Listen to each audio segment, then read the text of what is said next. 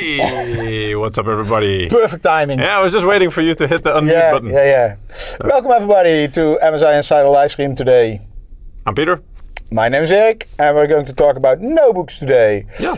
You have one in front of you. I have one in front of me. This is my own laptop. That's not the one where that's your work laptop, right? Yeah, but actually, notebooks and laptops totally different, right? What is the difference? You don't want to know. I know, but you don't want to know. There's a third category, and that's actually the one that desktop replacement. Oh yeah. Actually, we have few today. I was going to say that's the thing that is the category that. Welcome, everybody.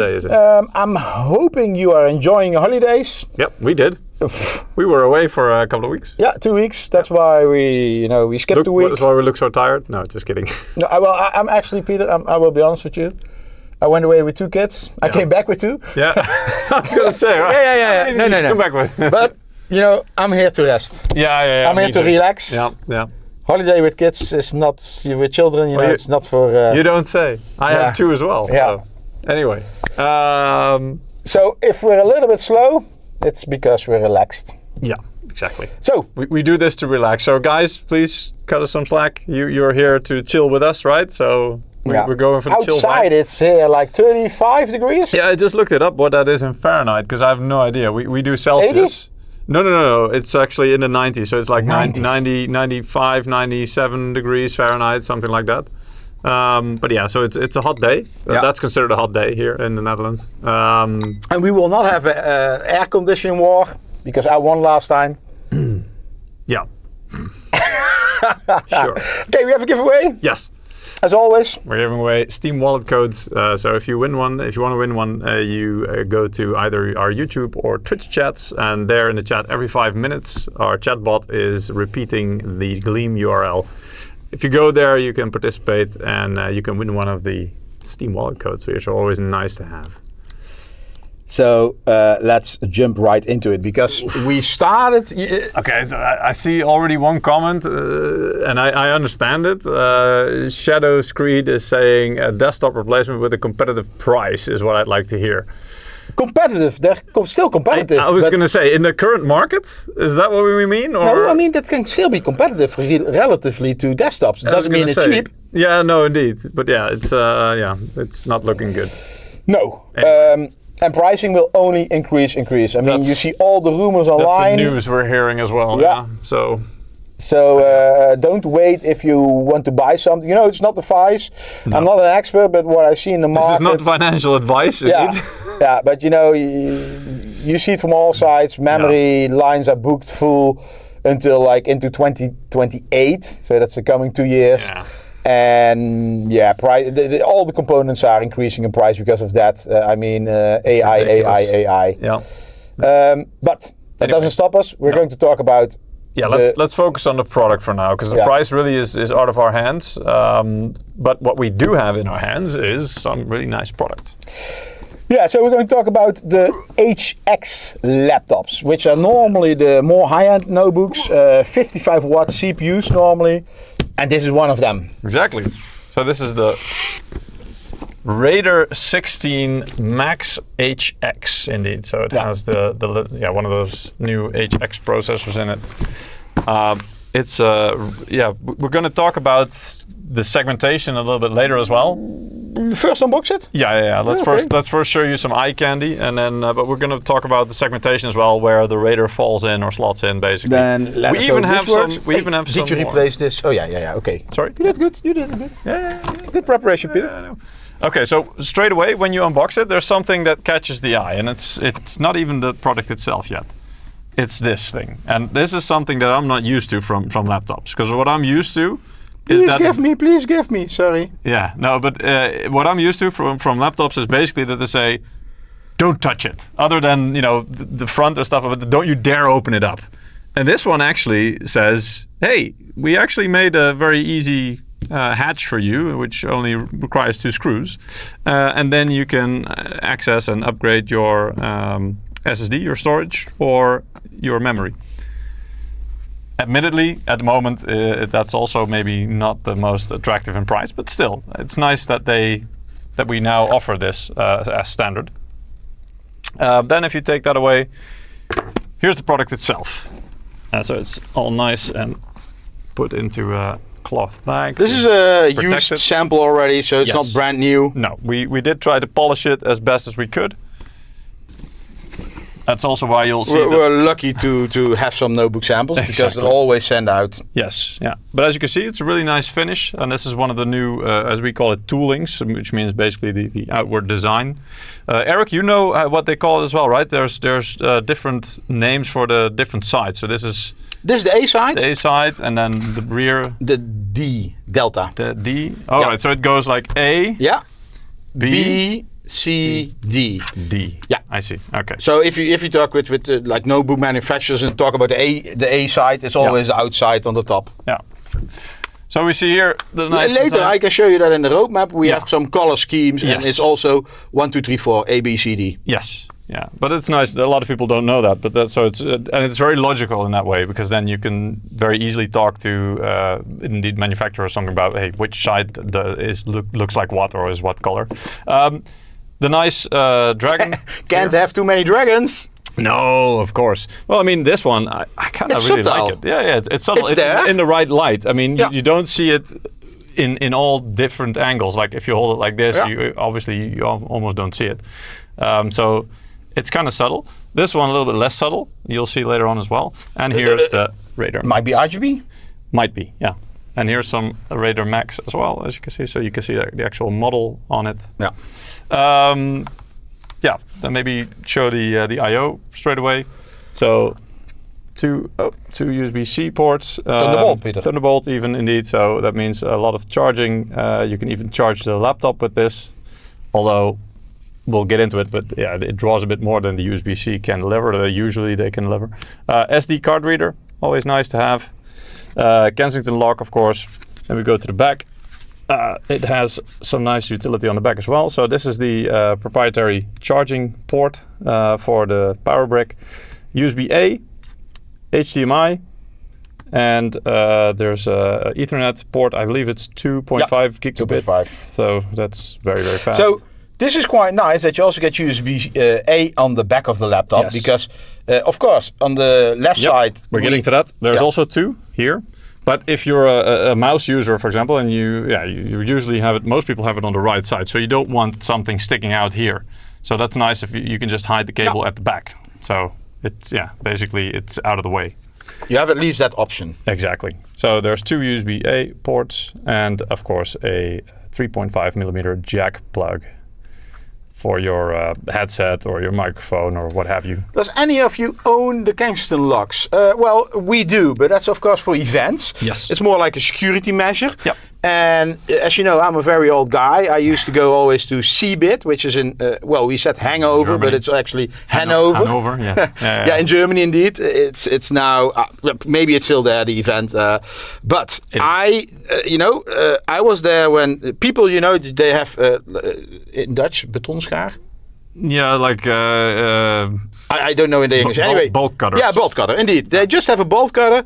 They whatever security you have, they cut it and they steal the laptop. So on these kind of events, especially kind of big like events, Apple Store, what they do. Yeah. Well, now they do flash rates or something, right? Yeah, something like that. Yeah.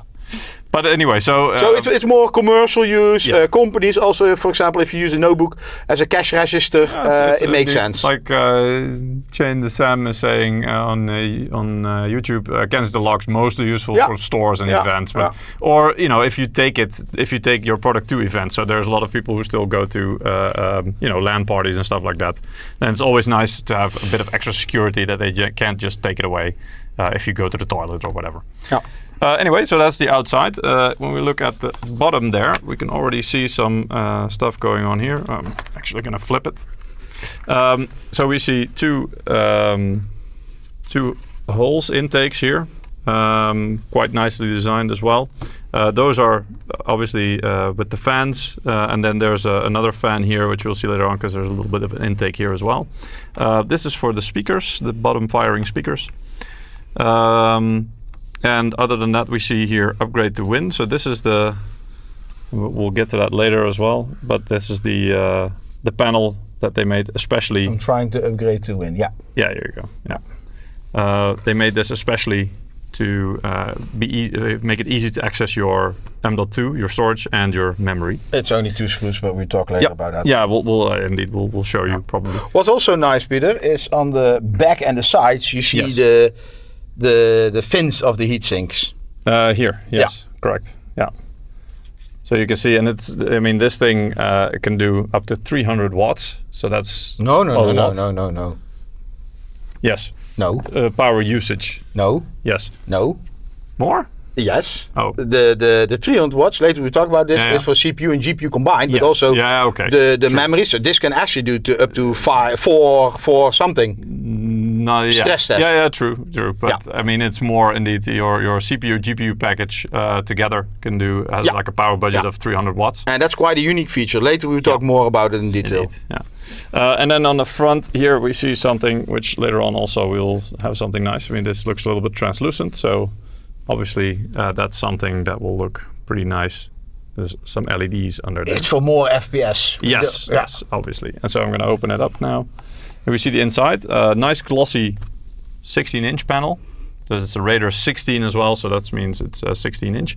It's a bit of a tall... Maybe we can angle a little bit, or I don't know. I'm like... Yeah, you want to see more of yourself? No, actually, I wanted to show the screen, but that's quite...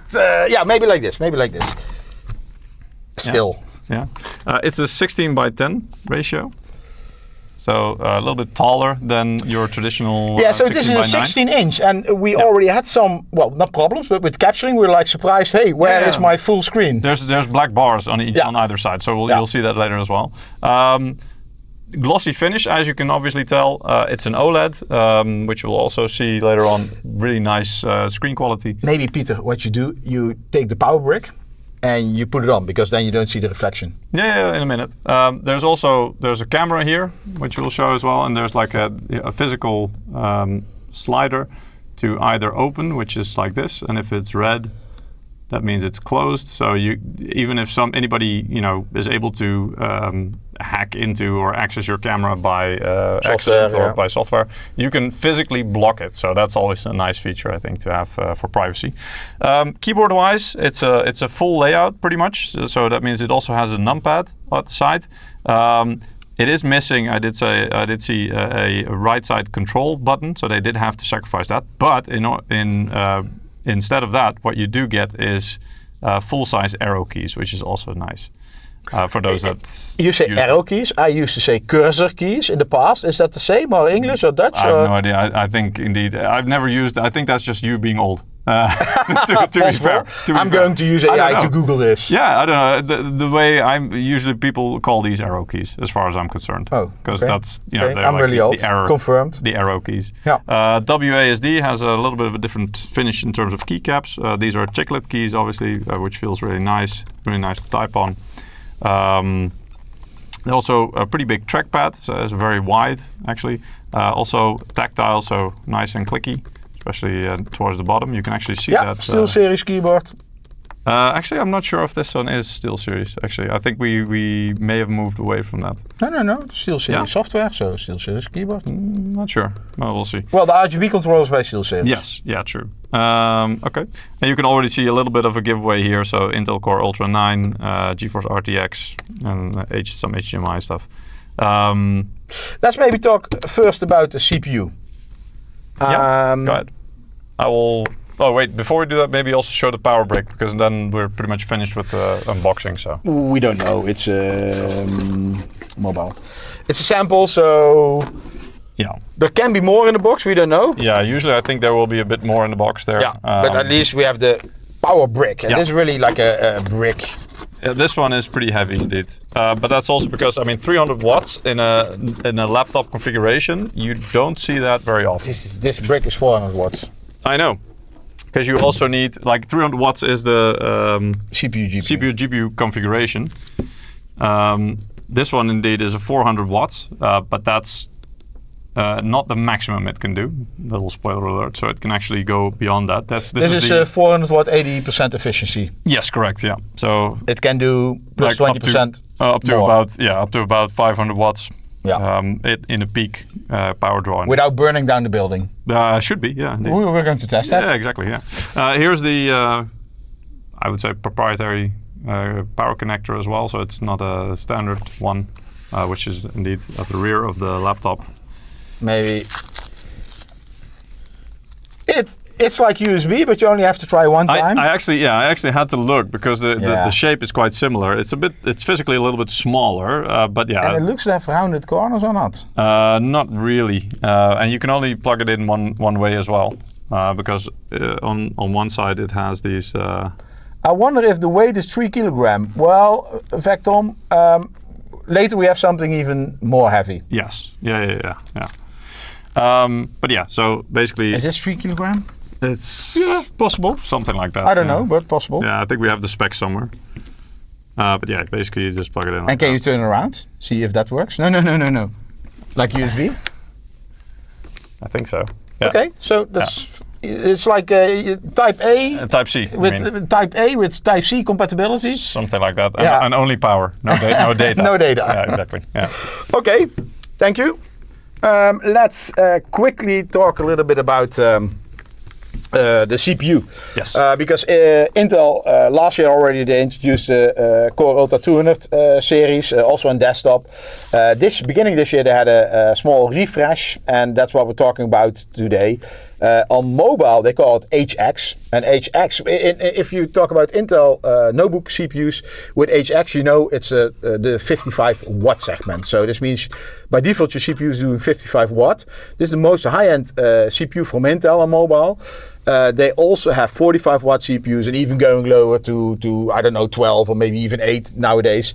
So today we're only going to talk about the 55 watt CPUs.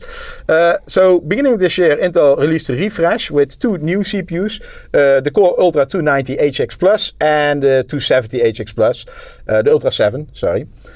So yeah, the 290, which is in this notebook, has 24 cores, 8 performance cores, 16 efficiency cores, and comes with 24 threads. The big difference here, you see that in the end, they increased the die-to-die communication. This is like actually this is called Arrow Lake Refresh, the technical marketing name. That's how we know it indeed. That's how we knew it. Yeah, we know it still. Yeah.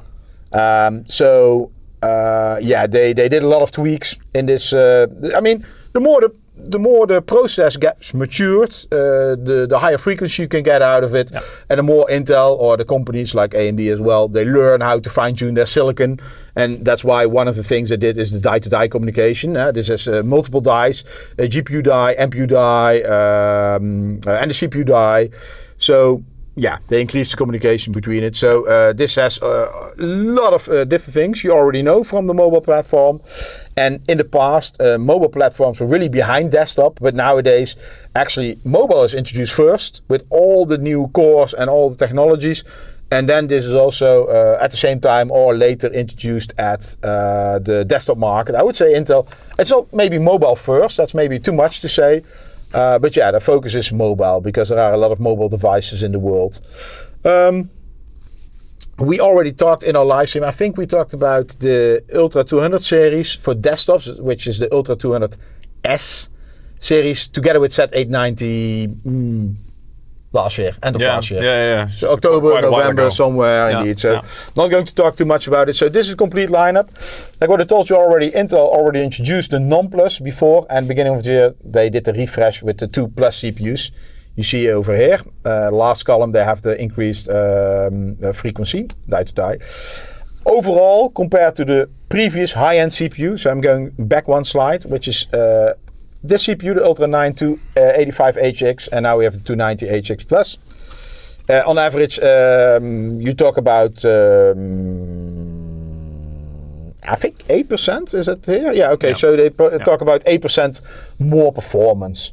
Well, you know, if you're in the market for the most high-end CPU, then this is the one to buy. But nowadays, like what we talked about pricing, check pricing, because to be honest, there are still a lot of old products in the market, and I'm saying old, not meaning they're old technology or the previous generation, they're still current generation, but they are in the warehouses in Europe, US, based on the previous pricing.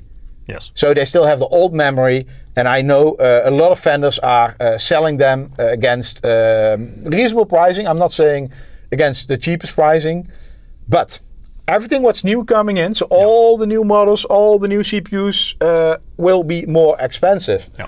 And at this moment, it's very difficult to judge if this is already increased, but pricing will only get more and more increases because of all the different, memory going up, but all the components. The PCB pricing is going up, and I don't know at this moment. We don't know where it ends. No. So we just know at this moment that's what it's looking like, and we don't know when that's going to change. Yeah. So it's not investment advice to buy memory. You're already too late with that. No. It's also not buying advice, but just I'm saying don't expect this to go down quite fast. DDR6 when? Well, normally I would say 2028 somewhere, but nowadays. There's really no incentive for companies to go there.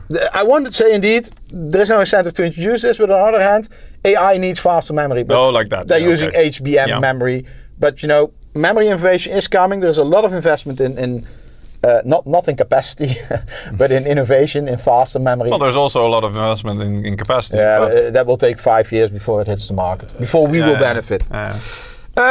So recap. I just talked to you about Arrow Lake Refresh, the HX refresh. That's the top one over here, and it's called Core Ultra 200 HX Plus. That's what we're going to talk today about. Yes.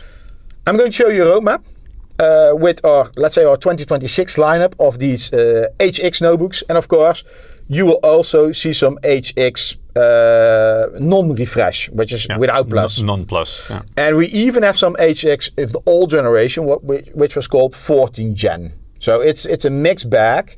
And of course, the most high-end one will use the new CPUs. In entry level, you see the 14 Gen, and maybe we even have some 13 Gen or something left.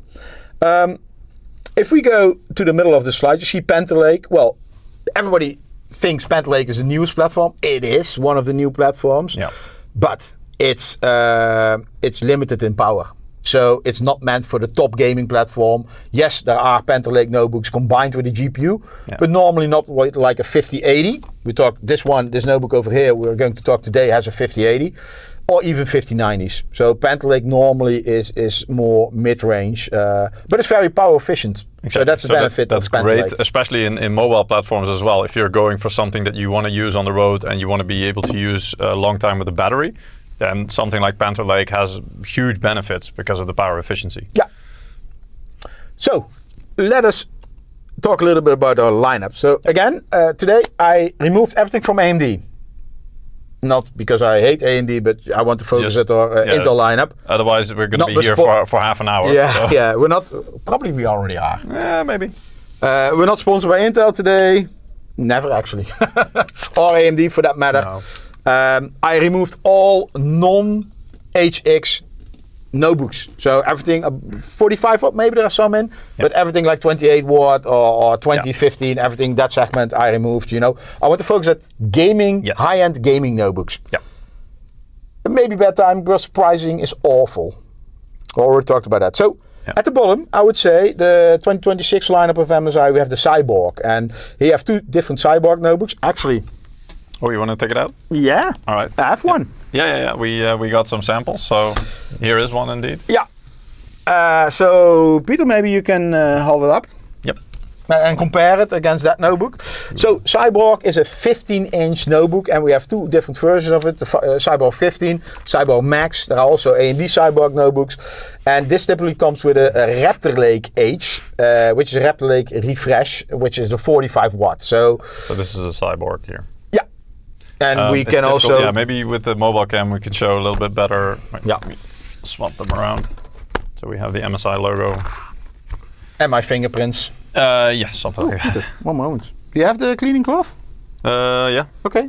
That's your friend today. I don't know. We need it already? Yeah, we need it already. Jesus. Yeah.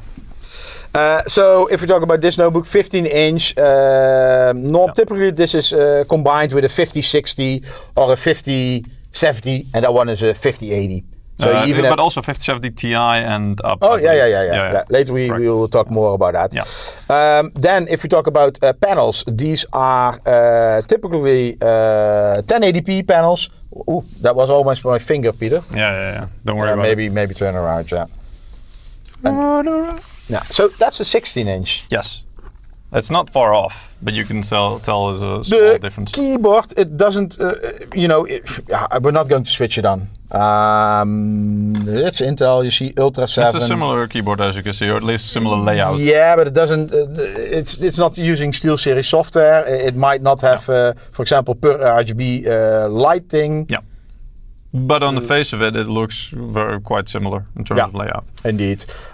Panel, 1080p, 144. And if we talk about GPU, CPU power, we're talking about combination of 105 watt. And here we talk about 300. Well, more. 300. 300 for CPU and GPU combined. Correct. Yeah. So let me go back to the slide. Let me see if there are any questions. Hi everyone. Hello. If you can touch it, yeah. Can we also show a little bit the difference in terms of the build? Because this one has a bit of different... Oh yeah, but I don't want to spend too much time here, Peter, because we have so much to talk about today. We can... Peter, just very question in the chat. Can you feel the dragon? What do you mean? Where? Yeah, which one? On the Raider over there, if you touch the lines, can you feel it? Yeah, but only very slightly. It's not very... Peter is too sensitive. Let me touch it. Oh, it is. Yeah, you can. But it's more because of the difference. Like there's a little bit more, how do you call it? Resistance on the shiny parts, let's say. So when you move your hands across it, it's not like it stands out. It's not like bumps. But it's more like you feel the difference in the finish, let's say. So the shiny parts, they offer a little bit more resistance. So that's how you feel it, indeed. So Peter, what do you want to compare of this one? Well, not really compare, but I kind of wanted to show that the design of this one looks a little bit different as well, because you have it's a very like a not brushed, but like a matte finish. But it looks quite nice on this one. And then on the edges you have this semi-translucent edge here, and here as well, and that actually goes all the way around. So transparent bottom. Yeah, well, a little bit like that. I mean, it's not really transparent because there is some shielding going on, obviously, but it's pretty cool. This look, I like it. So you can see here it's like 15-inch MSI True Gaming. One disclaimer for today.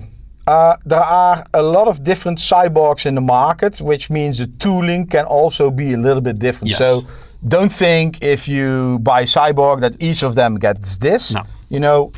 Please check it before you buy it. Yeah. But yeah, I kind of like that detail. Now, when you open it, it's you don't see the translucent side, so it's basically just it looks like a metallic finish, which is quite nice. But I kind of like the way it looked different when you put it like this. Anyway, we need to continue. Yeah, let's do that. Okay, so above that we have Katana. Katana is also 15-inch, and then same kind of GPU generation, but now we're talking about 55 watt instead of 45 watts. So this means also the total system power. Previous slide, you see it was 105 and 140 watts. Yeah. Here we're talking about 170 watts already. So and basically for a notebook, it means the more power you have, the faster, the more performance. The more performance you can get out of the hardware you have. Yeah. Because power is always a limitation. Yeah, and don't be fooled by, in this case, for example, when it comes to the GPU, if it says there's a 5070 or a 5080 or something in it, these are not all equal. Like in a desktop, that a 5080, for example, means a certain level of performance.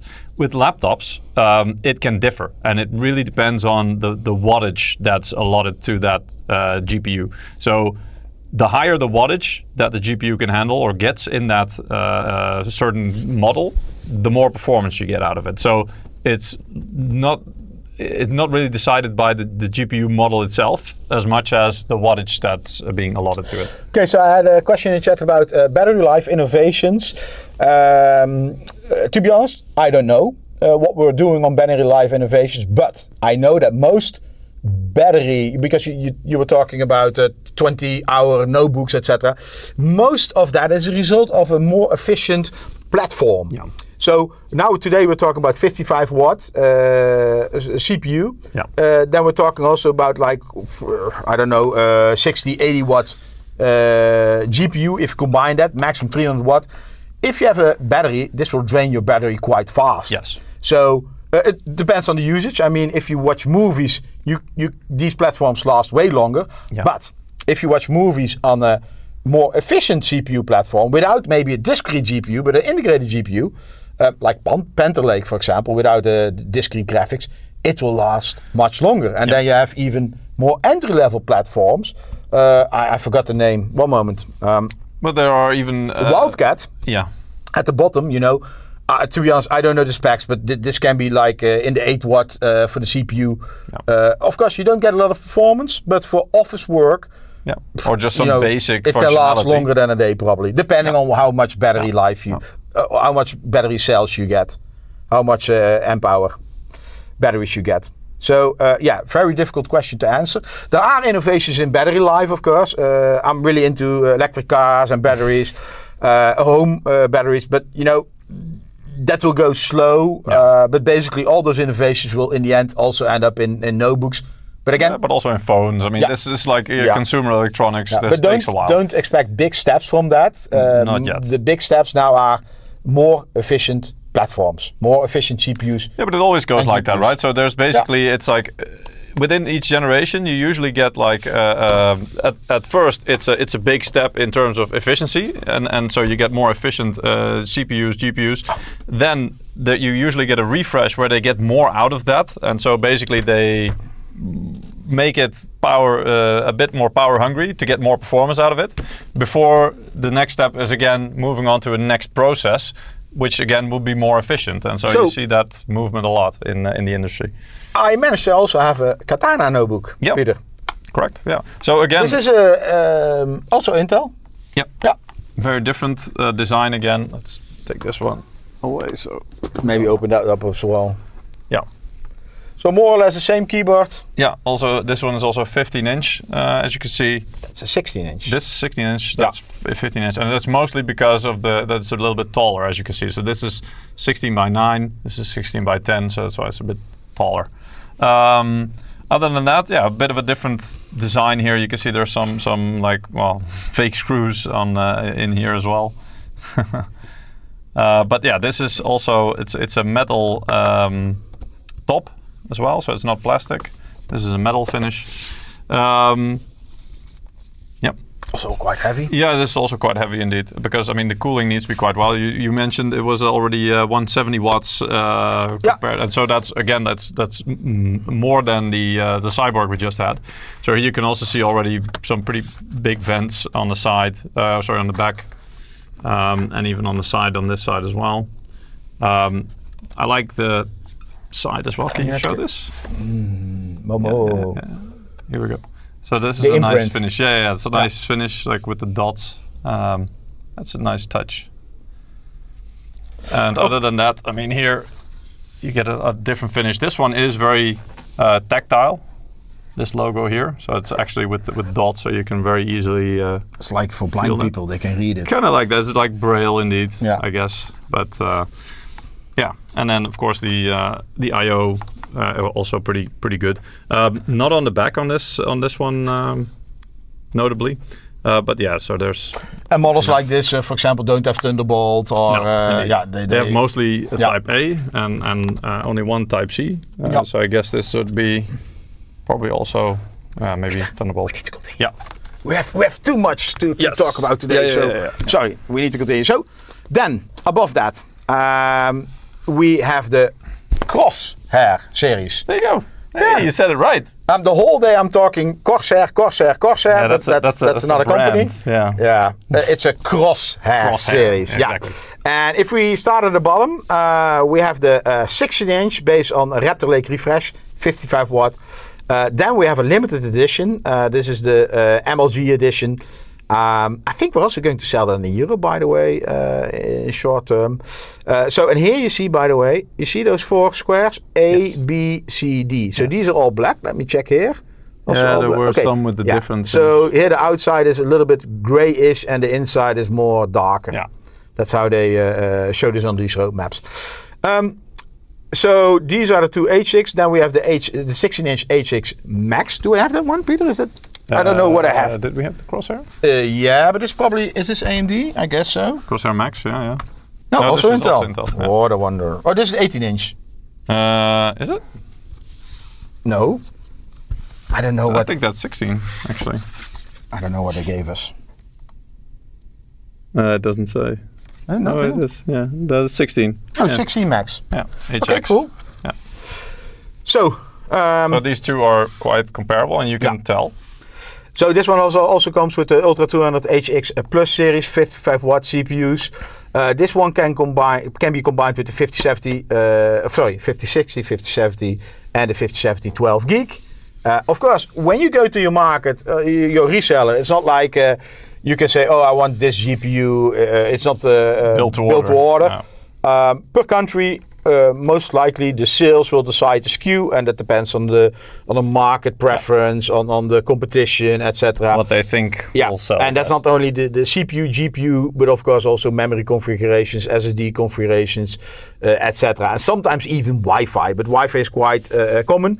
But in some cases there is a shortage for a certain module, and then it gets in this case, what do they have? No, they don't have Wi-Fi 7, so maybe Wi-Fi 6E is in shortage, and you have some SKUs in the market with Wi-Fi 7. It's possible.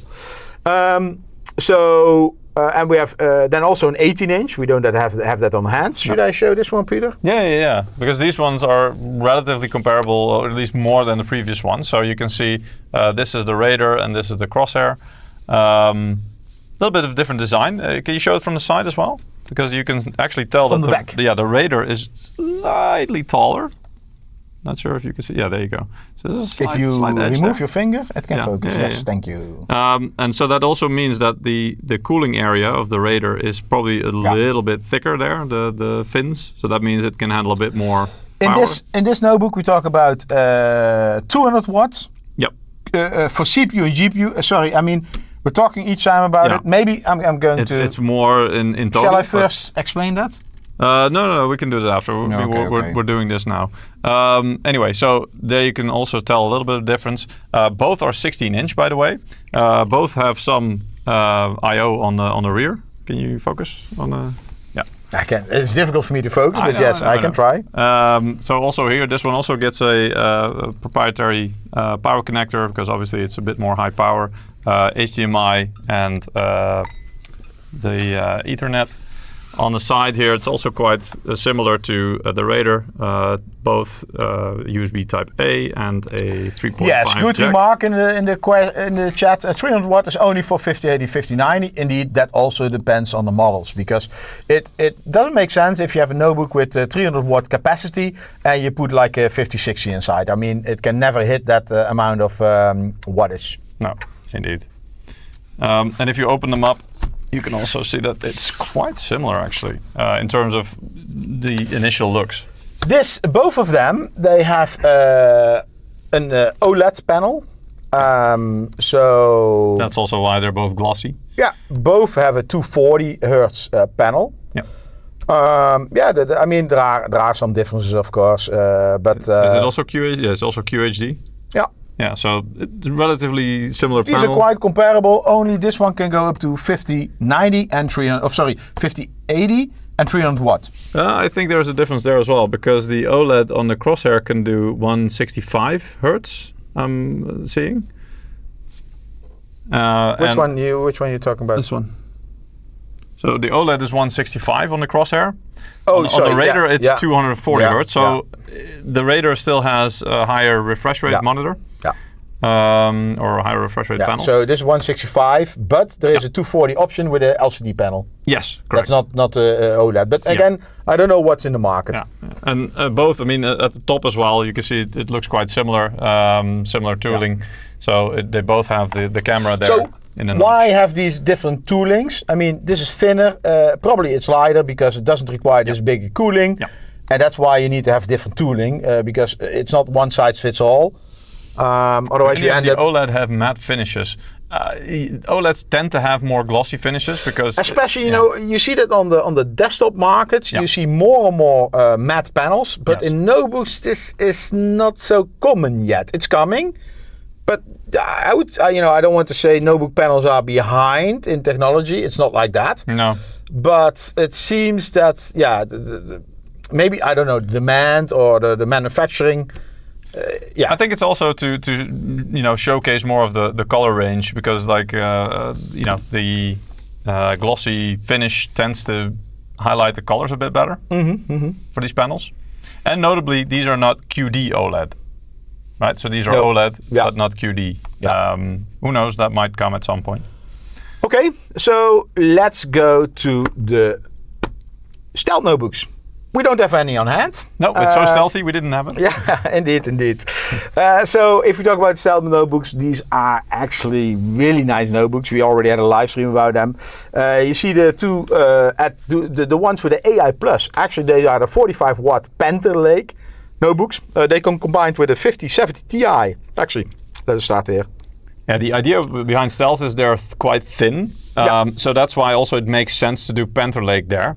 Because they're more power efficient, so that means it doesn't need that chunky heatsink. Well, with the Panther Lakes one, I mean, this one is with 5080, and that's thick. As you can see here, it comes with all have an OLED. No, not all. These two, the bottom ones, the Cell 16, have an OLED panel. This one has even mini LED. So this is 18 inch. This comes also with the new 200 HX Plus CPU. Can be configured up to a 5090. And here you have 210 total system power. And yeah, mini LED is up to 120 Hertz. So here you talk about OLED, 240 Hertz panel, 16 inch. So yeah, I don't have a sample, unfortunately. Yeah. Today we're going to talk about Raider. Yeah, this is Raider. Huh? This is the model you have here. Raider Max. So if you look at the lineup here, you actually see two different sizes, 18 inch and 16 inch. Yeah. We have a 16 inch here. And you have the Max and a non-Max. The non-Max were introduced last year, and the Max are the models which are added this year. They have some innovations and changes. And one of the biggest ones is the total system power, because we can go up to 300 watt. So I'm going to skip this because we're going to talk a lot about this in detail later on. Because on top of the gaming lineup in notebooks and laptops, I should actually say laptops, but these are laptops technically. Actually, I think technically they're notebooks. I think technically they're desktop replacements. Oh yeah, that's absolutely sure. Yes. Yeah, Peter. Yes. Oh really? What is this? Is it time? What is this? That's a Raider, I believe. No. Is it a Titan? This is the Raider 18 inch. We also have. Let's first talk about this one. Yes, but this one is different. Yeah, this is an AMD one, but you know, maybe show it compared to the next one. I wanted to have, let me see, mobile. Yeah, so this is an AMD one. This is an 18 inch. It's damaged a little bit. Don't blame me. I don't know who did that. Yeah. But it's a different tooling indeed. As you can see, it's a completely different design. Both are Raider, but yeah, I mean, this looks completely different, and with the side as well, it's even. It's not even thicker. Yeah, what's wrong with it? Is this me? I don't know. Do I have some sort of disease? It's live. So. Can you hold it? No. It's. Ooh, your camera is. Yeah, I'm going to. It's dying, I think. No. It's not dying. I'm just going to. That looks weird. Anyway, but yeah, completely different tooling. You want to try it again? Yeah. Okay. We're back. Okay. I thought it was me. I thought I'm dying here. I thought it was you as well. I was assuming it. Without a doubt. Yeah, so it's possible because on the roadmap we just showed you, the Raider 18 Max is an Intel model, this is an AMD model, so this is a little bit different. Yes. Different TDPs we're talking about. I didn't look in detail. That's also why we kind of didn't want to include AMD models in the roadmap. Yeah. But we did get a sample to kind of just show the physical comparison. Let's be honest, this was like half an hour before the stream. Yeah, true. Yeah. So because who didn't prepare as well? No. I was pointing at Eric, not at you guys. Just for clarification there. Anyway. I mean, you wanted to do the comparison, so yeah. But yeah, also quite nice I/O, as you see, quite comprehensive on a model like this. On the rear as well, here in the middle, if you didn't see this clearly. Yeah. And then here as well. So also with a card reader. Yeah, you see, the more high-end, the more ports. Yeah, well, you have more space for it physically, so that tracks. But yeah, this is AMD Ryzen indeed based. Does this have mini LED? I don't know. Can we see? No, it it doesn't list it here. It doesn't say indeed. Anyway, there's a huge battery. Yeah, well, it's big, so Yeah. that's not a surprise. Anyway, let's put this one away Yep. because I have something else for you. Ooh. Ooh. Let us go here because we were talking about Titan. Titan is the top of our series. So basically, so far we've gone. See what I found half an hour before our stream? Entry level to the high end, and so we've arrived at the pinnacle. Maybe I think the chat is actually stuck, so I'm not sure. Can you, if you can click? I think maybe you accidentally. Me and accidentally. Right. It's pity you don't have a scale. Yeah, we should have. But I went on holiday, so I don't want to know my weight. Yeah. Or a banana for scale. I don't know. Yeah. Like we can do the weight in bananas, as we do the size. Right. So this is the what's it called? Titan Norse. Draco Epic. No. This is the Norse. The Dragon Edition Norse Myth Edition, indeed. So this is a special edition, indeed. It's a sample, so the content of the box is already empty. I mean, the box itself is already kind of used and damaged. So. But I saw it in the sample warehouse. I was like, can I have it? Yeah. It's non-functional. It's all the. It doesn't turn on anymore, right? I think they mentioned something like that. So, but yeah, let's open her up. So as you can see, really nice on the inside. The nice graphic here with some. Can you see that? Yeah. Yeah.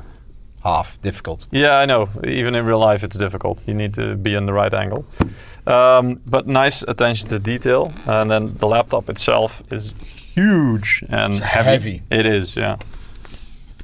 And very, very pretty as well. Look at that. It's a work of art.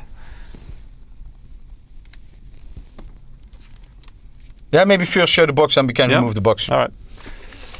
Well, the graphic continues in the box as well. And then I think this lifts out. Yeah, there we go.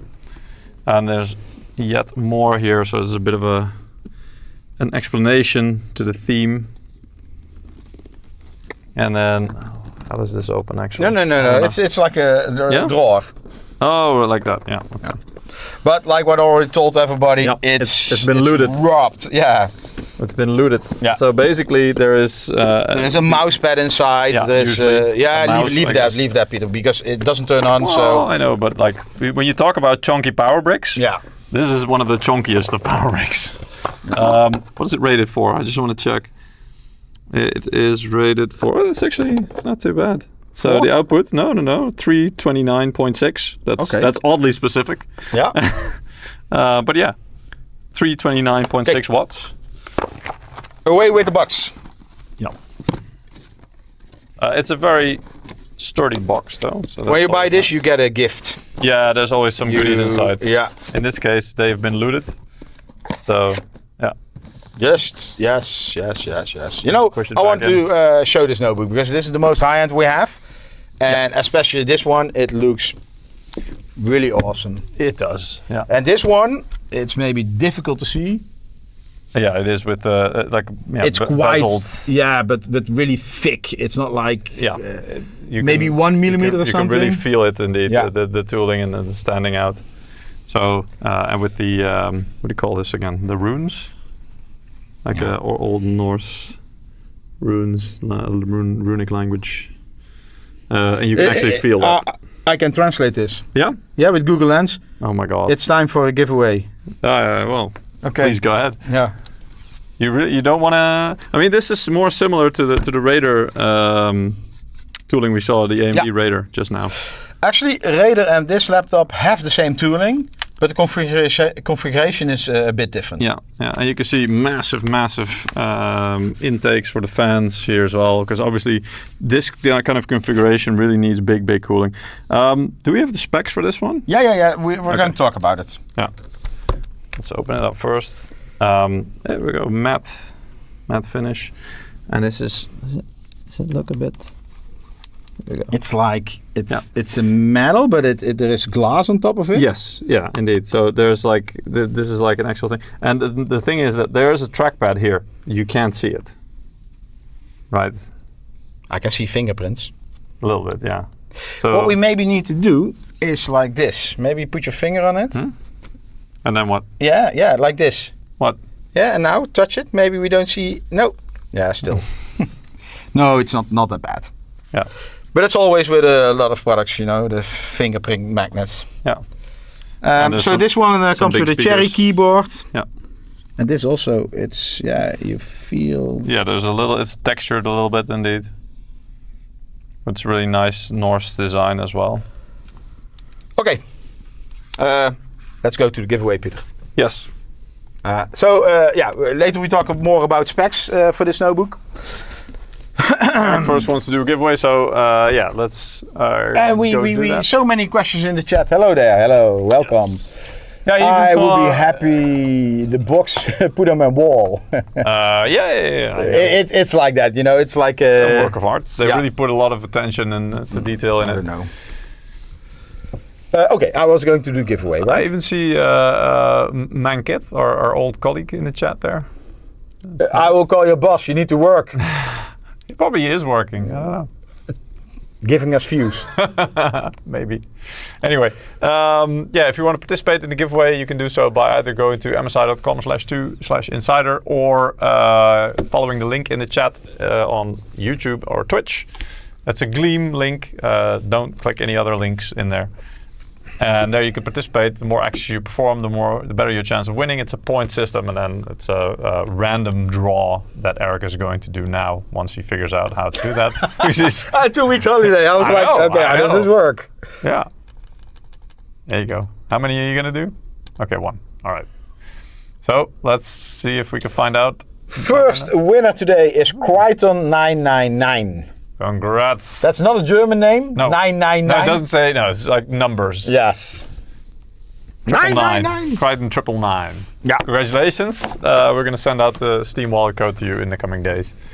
And again, like we're going to give away more codes later on this stream as well, so you can still participate. Okay, so we're going to continue. You saw a little bit of the lineup of the notebooks we have in our assortment right now.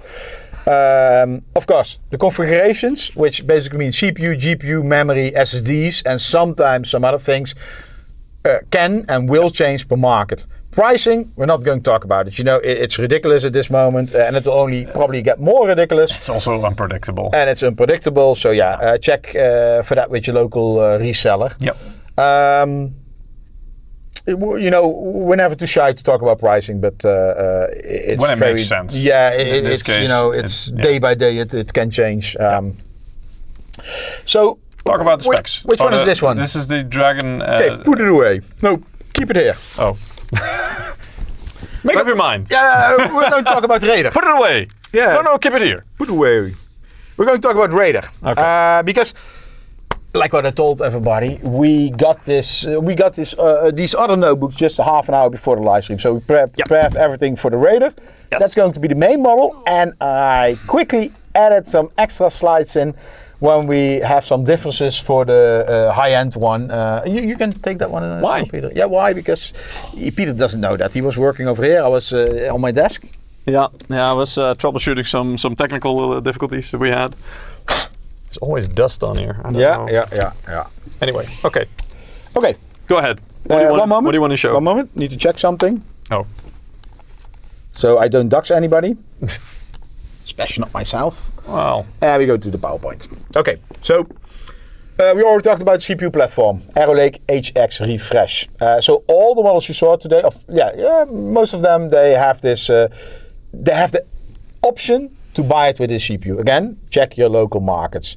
Here it says 10%. We just saw 8%. I don't know where they got this 10%. You know, I just took some slides. That's Later we will do some benchmarks if we have time left. Should be. But for real benchmarks, you know, don't look at us, don't look at this PowerPoint.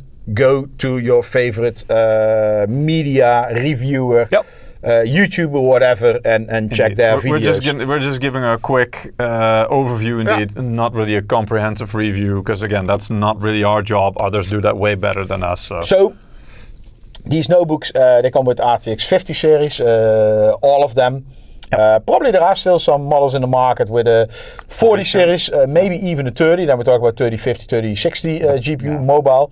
And these are the laptop series. So most of you probably know, but still I'm going to explain this. The desktop versions of a 5080, for example, is different than a mobile version of a 5080. Yeah. And that's also why the 5080 has not a mobile in the name, but laptop. Also, if you go to the NVIDIA website, the MSI website, you can clearly see this. And this has to do with power limitations.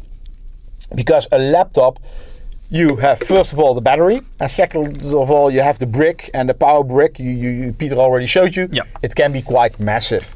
So gaming on a laptop, it's I mean, it needs some remarks like, you can do that. Best, and later we will also show you, best connected to the power brick. Then you get full performance. You can do it mobile, on the road, wherever you want. You can even do it on the battery. But if, and there are a lot of buts. But also, as I explained before, like, don't, with mobile or notebooks, don't focus too much on the 5080, 5070, whatever the GPU is. Check the power usage it can do. Because, for example, 5080 can go up to 175. That's the top configuration or the top power usage it can do. There will be notebooks out there with 5080s with lower power budget. So that means they will perform less. And so, 5080 isn't 5080. It's not equal everywhere in notebooks. That's also why in MSI we sell gaming notebooks, and we take this in mind when we design the notebook, so they have enough power budget in order to actually play these games. Because what Peter said is true, and this can be go in two directions. Either you have a powerful GPU with a limited budget in power, which means it cannot take full potential. But the other way around is you have a less powerful GPU with a high power budget. I mean, that's also not efficient at all. So, I mean, DLSS 4.5. I'm going to skip this. These things help, and actually, this is for laptop gaming. True. Like in the past, when before the days of DLSS, laptops were always a bit hamstrung because you're in a smaller form factor, and so they could never really match the performance of. I skip it like not important. You say it's a killer feature, but it's true. No, it is, because especially for laptops, it's a really big game changer, because that means suddenly now, with especially not just with DLSS but also with frame generation, with games where that makes sense. This it suddenly makes games playable at pretty high FPS. So because now you have a panel in this Raider 16 Max, for example, it has a 240 hertz panel. In the past, I would have, a lot of people would have said, it doesn't even make sense, because you're never going to reach, in Windows maybe, but in games you're never going to reach 240 hertz. Come on. But now with this DLSS stuff and makes sense. You can actually get there quite reliably. So Okay, AI something, I said it, okay, next. you said the thing. Yeah, you said the thing. This is also, if we compare generation, we talk about new toolings, which basically means a new design. And if we make a new design, it always has a purpose, a reason. And in this case, for example, later I will show you that, compared to the previous generation in this price segment, in this power budget, the power budget was lower. That's one of the things we increased. But we also continue to slim down these notebooks, if possible. Not only in Z height or in thickness, but also in this case in the depth. Is this depth? Yeah, length, width, depth, whatever. But size. Size, yeah. Small differences, but this means they're more portable. More portable, indeed. Yeah. So now we talk about this is one of the bigger topics, I would say. Yeah, this is critical for gaming laptops, what we talked about. And here we have a visual which clearly indicates this. So the laptop, this Raider, which we have here, comes with a 400 watt power brick. And this is actually 400 watt, 80% efficiency. So basically you can draw 20% more. And Peter, you said it was 500? Yeah, makes sense. Up to about 500 watts. Yeah, 480, 500. Yeah. So how to divide this in your system? Because everything in your system, in your laptop, draws power. We have the panel. the LCD, the OLED, the mini LED panel, it draws power. You have memory, it draws a little bit of power. You have the SSDs, Gen 5 storage. Gen 5 draws more power than Gen 4 versus Gen 3. Your motherboard and everything on there. Oh, everything on there. And two things which are, well, you have the chipset on there. That's like, I don't know, 12 watt or something. That's not much. But then you have two critical components, your CPU and your GPU. Yeah. And these can draw a lot of power. Yeah. And it's a dynamic situation because, as you know, I mean, if you watch this before... Well, in the past, this was like a fixed thing, right? Yeah. But now they've made it dynamic to where if you're doing something that requires more CPU power, more of the budget can actually be allocated to the CPU.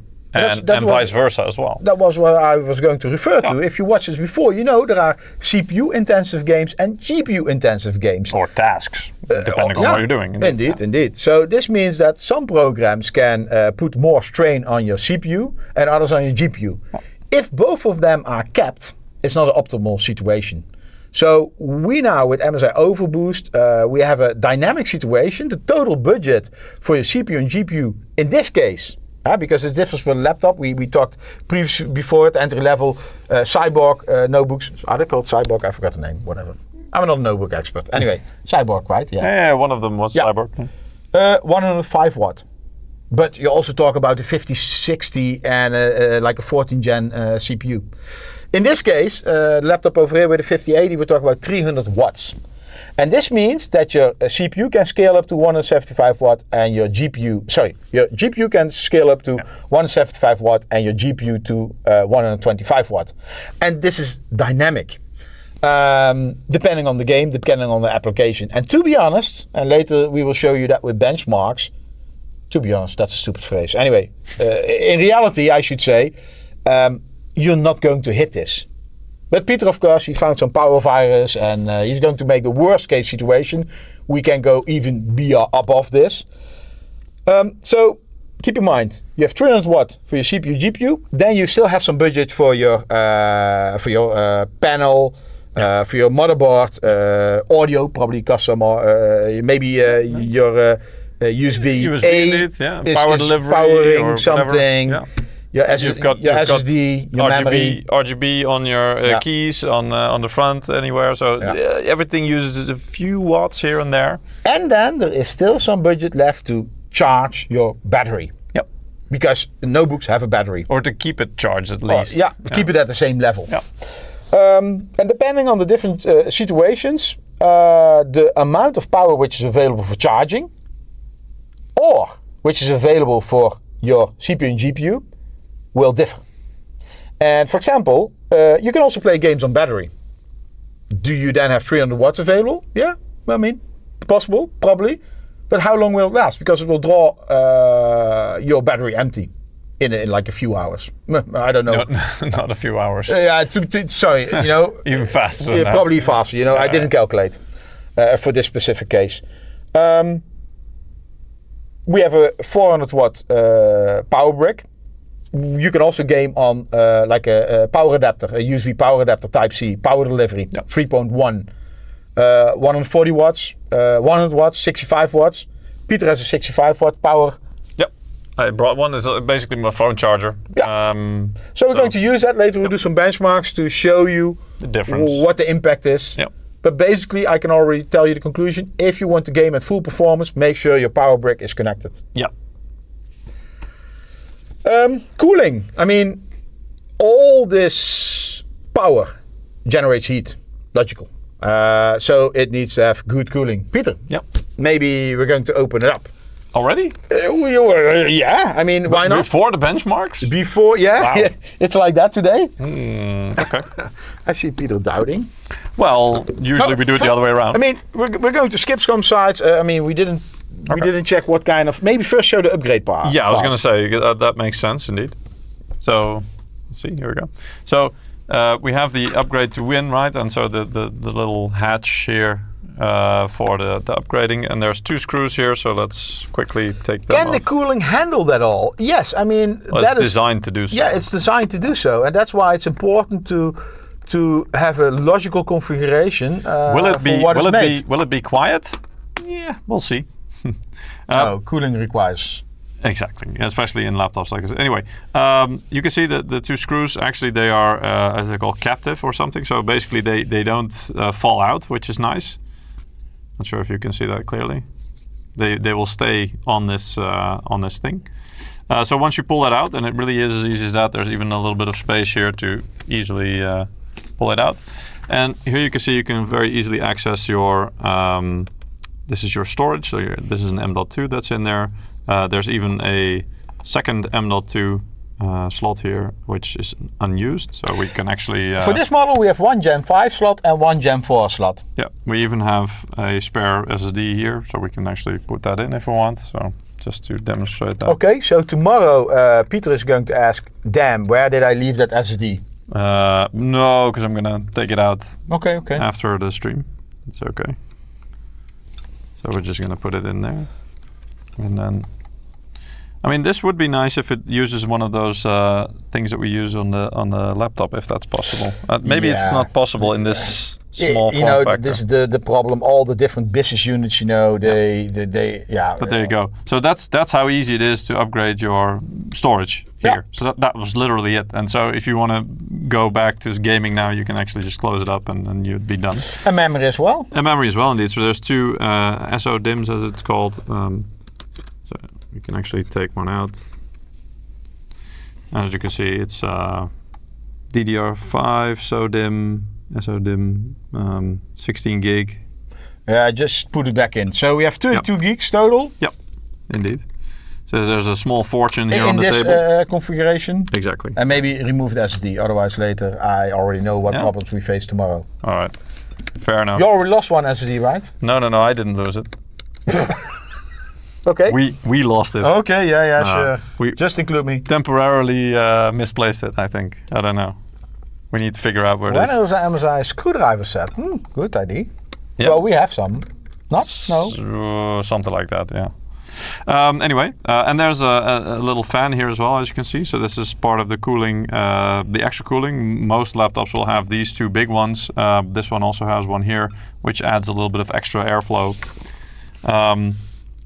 Let's open the rest of the laptop up. One moment, Peter. Oh, yeah. So, you have slides? Yeah, I have some slides I want to show you. So this is what Peter just discussed. It's quite easy. Remove the panel. You have access to everything. You can upgrade it. Yeah. CPUs in laptops, of course, you cannot upgrade because you don't have a socket. They're BGA. They're soldered on. Indeed.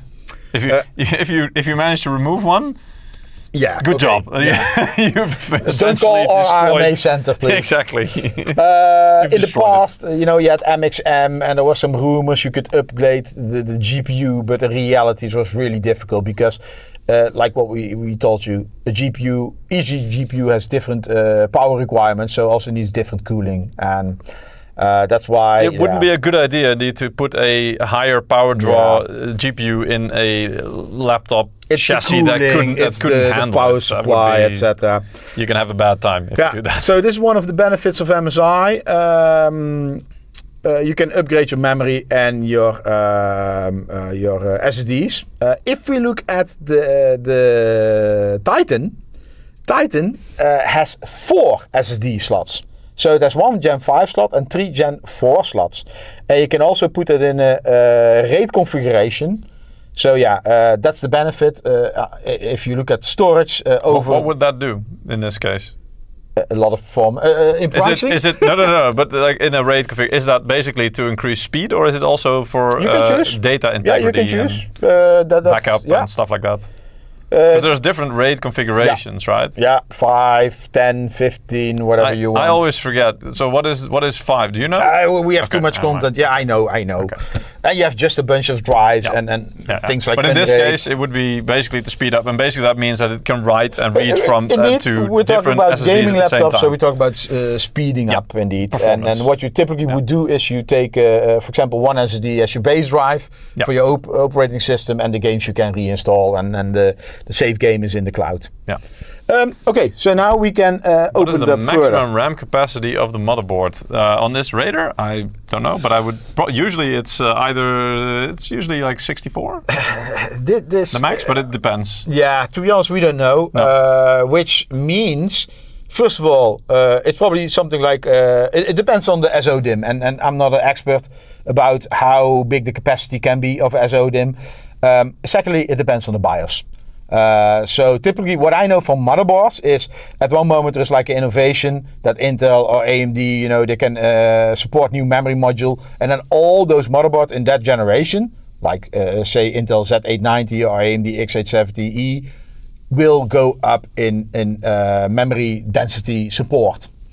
And to be honest, we can look it up. Maybe even I'm afraid maybe even Notebook doesn't. I think it doesn't define this. No, it might be on the specs page of the So maybe you open it up further. I'm going to. Yeah, because I'm going to be. I'm going to check if it's on the. If it's on the spec page. I have the spec page over here. So I'm just removing the screws one by one. Oh, maybe I will. Let me see. Boom, boom, boom. Yeah. So for Titan, the most high-end one, it's max 96 gigabyte. 96, okay. 96. And for the Titan, okay. That's Titan. Yes. And the strange thing is, for the Raider, it's 128 gigabyte. Oh, okay, so that's okay. It's more than I thought. So actually, I would say, I don't know 100% sure, but I would say, I will film this, Peter, because otherwise I think, this is quite easy. Open up this notebook. It is, but it's just a couple of screws. It's like 1, 2, 3, 4, 8. I would say that Titan can also go to 128. 11. What? Yeah, no. If it says that, I would just go off what it says. Yeah, but this is old information. Maybe, but this is just a matter of a BIOS update. If one chipset does it, the same chipset in a different configuration will do it as well. I know that works like that with laptops, or sorry, with desktops. Yeah, same for laptops. Yeah, not sure. Yeah, I'm sure. Fair enough. But it probably depends on what kind of DIMMs and etc. So if you upgrade the notebook and it's not working, blame Eric. Oh, Vectom, he has to clean his apartment. Oh, okay.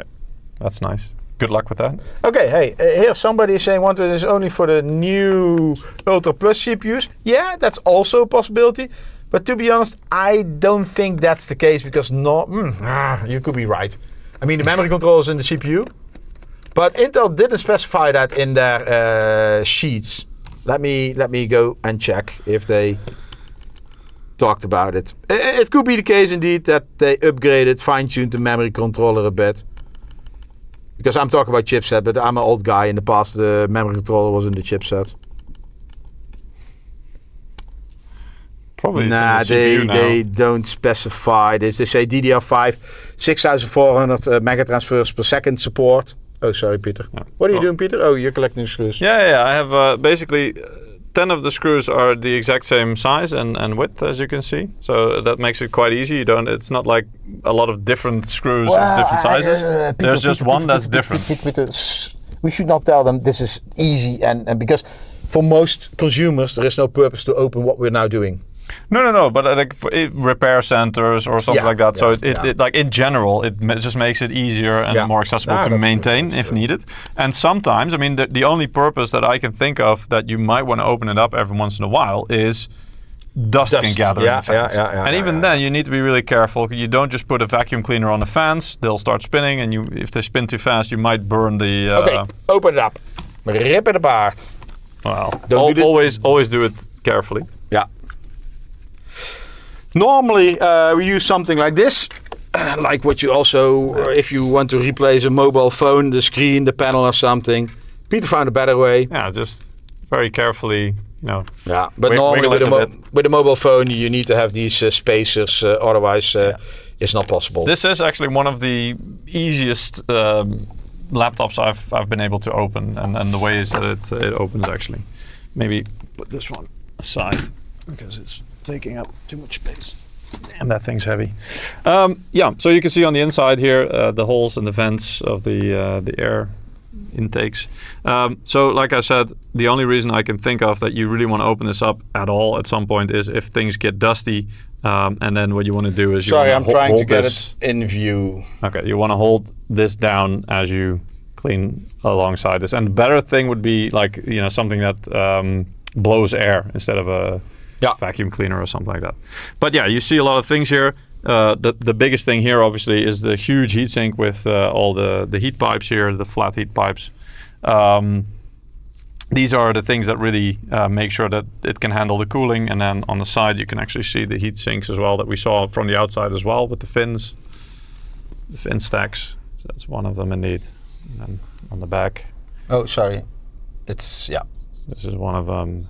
And they're connected to the heat pipes. Yes, indeed. We're not going to pull those apart at the moment because that would just remove. Erik is not allowed to. The thermal paste as well. Got many warnings. Yeah, yeah. So actually, what you see here is you have the heat pipes which are connected to the fins, and the fan basically cools down the heat pipe. Yep. And then it goes back to where the heat is generated. Yep. The GPU and the CPU in this case. So GPU needs more cooling. You see that, more heat pipes. It's a bit bigger, yeah. Yeah. Also because it has a bit more power budget. You can see again, like this is the memory, the RAM, storage, spare storage slot. This is a Wi-Fi module, which is also removable, which is quite nice. Killer Wi-Fi 7 in this case. If anything goes wrong with it at some point, you can replace it, which is also, again, very nice for repairability. The battery? Yeah, the big battery, of course, as you can see here. So the battery is located below your keyboard? Yes, it usually is, indeed. And actually, it's almost like two parts, because there's something in between here. Cell. Yeah, indeed. Yeah. No, don't do. Lift it out. No. It's not. No, it's. It should not be lifted out. No, indeed. It's fixed with screws, indeed. Anyway, the speakers here you can see. These are the bass, the bigger speakers. So these are bottom firing. Yeah. Yeah, that's that are based on these rubber mounts, indeed. So just to avoid the vibrations. Vibrations. Yeah, exactly. So they're basically suspended, kind of, so that they can move and they can vibrate and produce a sound. They do that by vibrating, of course. Let's see, what else can we see? Well, the motherboard here, and the nice thing about the motherboard is it's really, it's formed in a way that they made it actually physically smaller. So where the fans are located, it's actually those are cut out from the motherboard. So the motherboard doesn't continue under the fans. This is to give it extra space for the additional cooling for these big heat sinks that are. Laptop motherboard doesn't need a lot of space because it doesn't have expansion slots like. Yeah. And so basically the motherboard is like runs from here, and it does run underneath the middle here because obviously the GPU and the CPU are here, and then it runs to these back connectors here as well, to the back I/O. Okay, Peter, maybe close it up. Yep. Because then we're going to do some benchmarks. Yep. And you can do a giveaway in the meantime, maybe? I can, yeah, but I actually wanted to... Oh, you had something else in mind? Yeah. I first do a giveaway. Good. Let me see. I don't dox myself. So next winner, you do the talk, the blah blah blah. No, I do the screw. Okay. Good. Okay, you can still participate in our giveaway if you go to YouTube or Twitch. You can click on the Gleam link, and export winners. No, wrong button. And the next winner is draw. Next winner is Electric Yoshi. Electric Yoshi. Congratulations. Nice. Congrats. Oh, he even has a nice icon. You see that? Yeah. You see there's like a little logo or... Yeah, indeed. Profile image. Still participate. Okay. Yeah, you can still participate. We're giving away multiple Steam Wallet codes. I already did that. Oh, sorry. Yeah, you just said still participate. That's not a sentence. Try forming complete sentences. They know. Okay, we'll talk about cooler. So this one has a triple cooling system, 6 heat pipes, so it's quite huge, 5 exhaust fans, and also for the CPU we're using phase change thermal compound. So basically that's like, it's not a cooling paste, it's more like a seal which gets... Once it heats up, it becomes liquid and it melts into all the places and crevices and forms the best thermal conductivity surface, basically. Yeah, so we have a lot of people asking about liquid metal. I mean, it can cool better. The problem is that it can go all sides. It always needs to be liquid. Yes. It is always liquid, I would say. And the tricky thing there is there's mounting pressure of the heatsink onto the CPU and GPU, onto the processor, and because of that, the liquid metal tends to get squeezed to the sides in the end, and also especially with mobile platforms like a laptop or something like that. All sides in your bag. Exactly, you're moving it around. It's being it's getting shocks and G-forces left and right, and that also will affect this cooling paste. So in the end, that means it tends to not stay in the same place, and that's a bad thing, especially because liquid metal is still conductive. If we're talking about our Titan, the more high-end one, it has a different cooling design because it's bigger. It uses a vapor chamber cooler. It has some the cooling fans. Maybe Peter, you can show. Well, no, I will show from the presentation. Yeah. So if you look at it, this one has a 270 watt capacity. So actually, the Raider has a bigger capacity for the CPU GPU than this one. But again, versus competitors, I mean, it's much higher. Also has a lot more volume to remove the heat, and that's important because this one normally comes with a 1590. Let us check. And even the SSD is cooled in the Titan. Something what you don't have in the Raider. So these two platforms have different features, better cooling, but because of that, they're also bigger and more heavy, really heavy. So that's the Titan. Peter, you're going to connect it? Yeah. Okay. I'm just connecting it up. Let me go through some slides to see what we missed. Did we miss it? I/O ports we talked about. We talked about upgradability. Thunderbolt. I mean, both of them have Thunderbolt 5, 2 ports. One port by default is doing 15 watt power delivery. And the other port is, depends on the model, to be honest, I don't know. But normally you can charge a notebook with it. But like these kind of notebooks, they have like 270, 300 watt, which you need for your CPU and GPU. They come with a 400 watt brick. The other one was 399.8? No, that was 364 quite something. Specific, you said. Oddly specific indeed. You know, I think power delivery adapters, 140 watt, yes, they're on the market, but higher than that, I doubt it. Possible, but you know, I didn't search for them, so I don't know, but I doubt. Usually the cables are also quite thick and expensive if you want to go above. Like I have a cable here that's 100 watts, for example. I've seen cables of 200 watts, but above that it gets so 200 watts. So probably then there are also power delivery adapters. Yeah, something like that. Yeah, okay. There are, but you know. Let us talk a little bit about the panel which is inside this notebook, and then we're going to do some benchmark. The Raider is using an OLED panel. It's a Samsung panel. It's not a QD OLED. QDH plus, 240 Hz refresh rate. Display. I think we should qualify that because you say it's a Samsung panel. It's not QD. In our monitors, our desktop monitors, they are also based on Samsung panels. A lot of them are QD OLED. So it just turns out that the panels for laptops like this are different than the panels for desktop monitors. And for laptops, it's quite easy. I mean, here we talk about 16 inch and 18 inch. We don't have that kind of. I mean, we started monitors at 24 inch. Can we not do 32 inch ultra wide for laptops? I mean, that would be. Yeah, that would be great. I mean, you'd have a lot of room for cooling then in the rest of the chassis.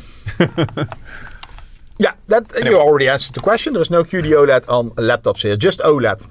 Yeah, at least for now. Yeah, indeed. So this is for the Raider. Then if we talk about Titan, it's using mini LED. I already showed you that. So we already had a live stream about mini LED monitors. So you see the benefits comparing and them. Disadvantages. Really bright light, more than 1000 nits in this case. And it's really a high quality panel, and this is like 8K. 18 inch, 4K mini LED 120 Hz. Indeed. Then about the keyboard. In a bit we're going to show you the keyboard, the RGB software. Both of them are using it says gaming keyboard RGB, per key RGB. So first of all, I think the keyboard is made by SteelSeries.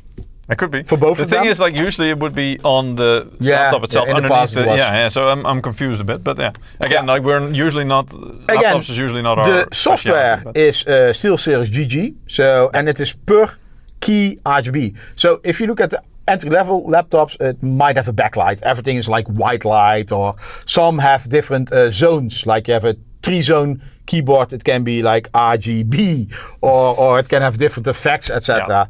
But set zones indeed. Yeah, but this is the most high-end, which means per key RGB, so each key can do a different effect, a different RGB light. And besides that, I'm not sure if there's a slide later on, you see that at the bottom here, and Peter will show you in a bit, it also has a RGB strip, bar, whatever you want to call it. If we're going to talk about Titan, it has the same keyboard, we already showed you that, but Titan has, not the same keyboard, the same RGB features, but Titan has Cherry MX keys. So these are mechanical. Yeah, indeed. Peter knows everything about this. I'm not a keyboard fan, so... Well, we have one in the chat, I believe, as well. Oh yeah, true, yeah. But yeah, the thing is that, and this is, Titan has done this before, they even did full size, so not even low profile. This is low profile mechanical. But yeah, with Cherry MX. But we've even had, in the past, full size, like normal switches mechanical as well, which was, it looked ridiculous. And wasn't that the one that had like dual 980s or something? GTX no, 980s? I think even also a dual power supply. Yeah, oh, that also. Yeah. 2 power bricks. Brick, and, but that's the whole thing with Titan, right? We really try to... Over the top. Exactly. It's everything kind of what like, you want, everything what you can dream of. It's kind of like, you know, godlike with motherboards or lightning with graphics cards. It's like, you know, the best we can offer and the most ridiculous performance you can get. Audio, we already talked about it. DIN audio, two speakers at the bottom, 2 speakers at the top. Yep. Why do I not see the top speakers The here? top speakers are basically facing you, so they're in the bezel below above the keyboard. Dynamic audio, we will show you some software, and then the battery. This one is 90 watt hours. I'm not so good in calculating, so you know, if you draw 400 watts, it's probably not going to last many hours. No. But you can still do some movies on it or use it for office work, and then everything is going to be in a more low power state. We're going to talk about, how do you call it? Integrated and discrete graphic switching? Mux switch. Mux, how do you call that? Yeah, it's a mux switch. Yeah, but how do you... Dynamic or whatever. Anyway, we will see. No. Software. We're going to show you this live. Killer software. Did you check how this works? No, I also didn't. Good. We have to swing it. Yeah. Fake it. Well, not fake it. No, we know about Wi-Fi 7, but we never used the killer software. So here... if it works, it works. I'm that kind of user. So yeah. Well, there's a lot more to it, what you can do with it. So here we are comparing the Raider with the Vector, and basically last year the Vector was in the same segment. So Raider is a new segment next to this. And here you see the differences. So the TDP increased, which means you have more performance. The total power, I should say the CPU TDP increased, the total power TDP increased, cooler improved. We went from IPS panel to a OLED. I tend to say QD OLED, but for this one it's just the OLED. Well, I don't want to, it's an OLED panel, and then the adapter from 330 to 400 watt. Basically, you can get more out of it. And Peter already showed you, easy maintenance. Just open the hatch, and that's it. Yep. So, Peter, I think that is, this is all spec and blah, blah, blah, blah, I'm going to skip it for now, unless we need it. I'm going to the capture. Yeah, because I've booted up the Raider 16 Max. Let me show you this, because Peter booted up, but you can see the, one moment, you can see the capture, but it's actually... There's a little bit of RGB going on there as well. And, I mean, keep in mind, this is a very bright room. This is a studio, so we've got a lot of light here. But you can see here, there's an RGB bar which is slowly changing color. I hate in-your-face RGB, and it's not like that because... No. Indeed, normally you don't... You see it? You barely see it. It's a nice touch. Yeah, and this is integrated into the chassis as well, so you don't even feel this edge here, this light. So it's really nicely worked into that. And this is fully customizable as well, just as the keyboard itself. So you can, you can see it best here, and with the arrow keys, there's most of the light coming through at the top there. And the panel, The panel is really bright indeed. And this is one of the things like with the brightness. A mini LED will go over this. I mean, this is that's like 1,000 nits. Easy. Indeed, yeah. And so this is really bright. And so even outside, I mean, this is a very bright studio, but you can very clearly see the colors, and they pop nicely as well. Everybody blind? Sorry. No, not really. I don't think. No, you wanted to show them the studio lights. Yeah, exactly. So yeah, that, and then there's a little bit of RGB at the back as well, of course. So I mean, we already kind of showed you, but this MSI logo, the shield, is also RGB lit. And we go back to the capture. Yep. So let's talk a little bit about software, Peter. Yep. Which one do you want to start with? MSI Sender? Yeah, I can do that. So MSI Sender, obviously, the central software. Somebody blind. Monkit. Well, your monitor probably has HDR as well and pretty high brightness. For sure. So this is obviously the central part of any MSI system, MSI Sender. This is where you get all of the software. When you go to features, here are all your most important software features as well. Now on this Raider 16 Max HX, the most important part would be, I mean, you can use the AI engine, but the user scenario. And this is really where you can tune the laptop and its performance to your liking. I was doing some testing earlier, and I noticed that, you know, despite the 300 watts that was advertised, I wasn't really getting anywhere near that. And that's because it's in the balanced mode. So if you want to get the most out of it in terms of performance. I need to check if it's working, but we should have the power usage on the screen. It is. It's on the top right there. Yeah, so it says current. So the current is 3 amps, and the active power at this moment is 62 watts. But that's Peter is not doing anything. No, indeed, yeah. But if I want to do more, let me see if this also works in the mobile view. Yeah, it should be. Then I have to go to the extreme performance profile, and then there's even another toggle here which says Apex mode, and that's basically, it will give me a warning as well. So it might increase noise and temperature, it might slightly influence battery status, and slightly influence charging efficiency, because obviously it won't leave much headroom for the battery to charge, which in this case is not needed because the battery is fully charged, as you can see here. 92%. So but this is really fine. If you want to squeeze all the FPS out of it. Correct. Yeah. So this is really full gaming mode basically, and you'll notice that as well once I do anything on it or start a game or a benchmark. The fans will really start spinning up. So if you want a more quiet performance, well, if you game with a headset. Yeah, usually it doesn't matter. Indeed, usually it doesn't matter. But this is like, if performance really matters, you go to the Apex mode. The Apex mode is really getting the most out of the hardware. The rest of the features, I mean, you have general settings, so here you can change a lot of things. Oh, maybe we can go back and talk a little bit about the Max. So at the bottom, not gaming gear indeed. At the bottom you can see the discrete graphics, GPU hybrid graphics mode, and integrated graphics mode. Normally it's at the hybrid, the mix, which basically means Windows can, shall I show you that, Peter? Can decide. Yeah, you can. If you go to the display settings, let me first explain this. Of course, discrete graphics card uses a lot more power than the integrated graphics card. And it depends where you need the performance. If you're playing a game, you of course want discrete graphics mode. If you're going to watch a movie, for example, or work in Office, you want to integrate the graphics. You can force this by clicking on integrated graphics mode. You need to reboot the system, and then it will only use the integrated graphics, or discrete for that matter.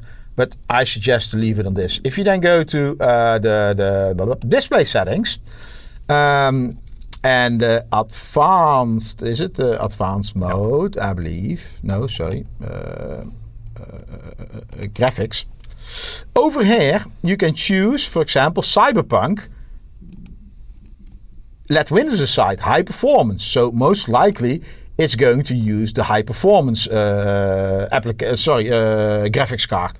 So now you can real time switch between the between the two GPUs, the integrated and the discrete. You can basically tell it which one it should use, or let it decide by itself. And by default, you can already see that Windows in this case recognize it's a game. So I'm going to assign the high performance, the discrete graphics card to it. But if you want it to use the iGPU or the Intel GPU on the CPU, you can do that. Not sure why you'd want to do that, but hey, you can. Two examples: the camera, so your webcam, and Microsoft Store. Both by default have power saving, so most likely they go for the integrated. Or they go for the integrated graphics. But this goes to show that even by default, usually you don't have to mess with this too much. Unless you really decide, okay, maybe there's like an emulator on there, like an Android emulator, and it's using the iGPU, but you're running a game on it, and you want some more performance. Ray tracing. I don't know. Yeah, who knows? But there are all different scenarios you can think of, or maybe some software you're using for video editing or whatever, and it's for some reason using the iGPU. But you want it to use the NVIDIA GPU, you can assign that. So comment YouTube. Today's newest integrated graphics are pretty impressive. Yeah, totally correct. Especially if you look at Panther Lake, I should say. Wow, really. But I mean, not comparable with a 28 or a 2090. I mean, then you really talk. Sorry, 50. Did I say 50? Yeah, okay. 50, 80, 50, 90. Okay. I mean, this is a different class, different category indeed. So it might be more than enough for watching videos indeed, or some content consumption or light work. That's more than enough. Even some light gaming in some cases.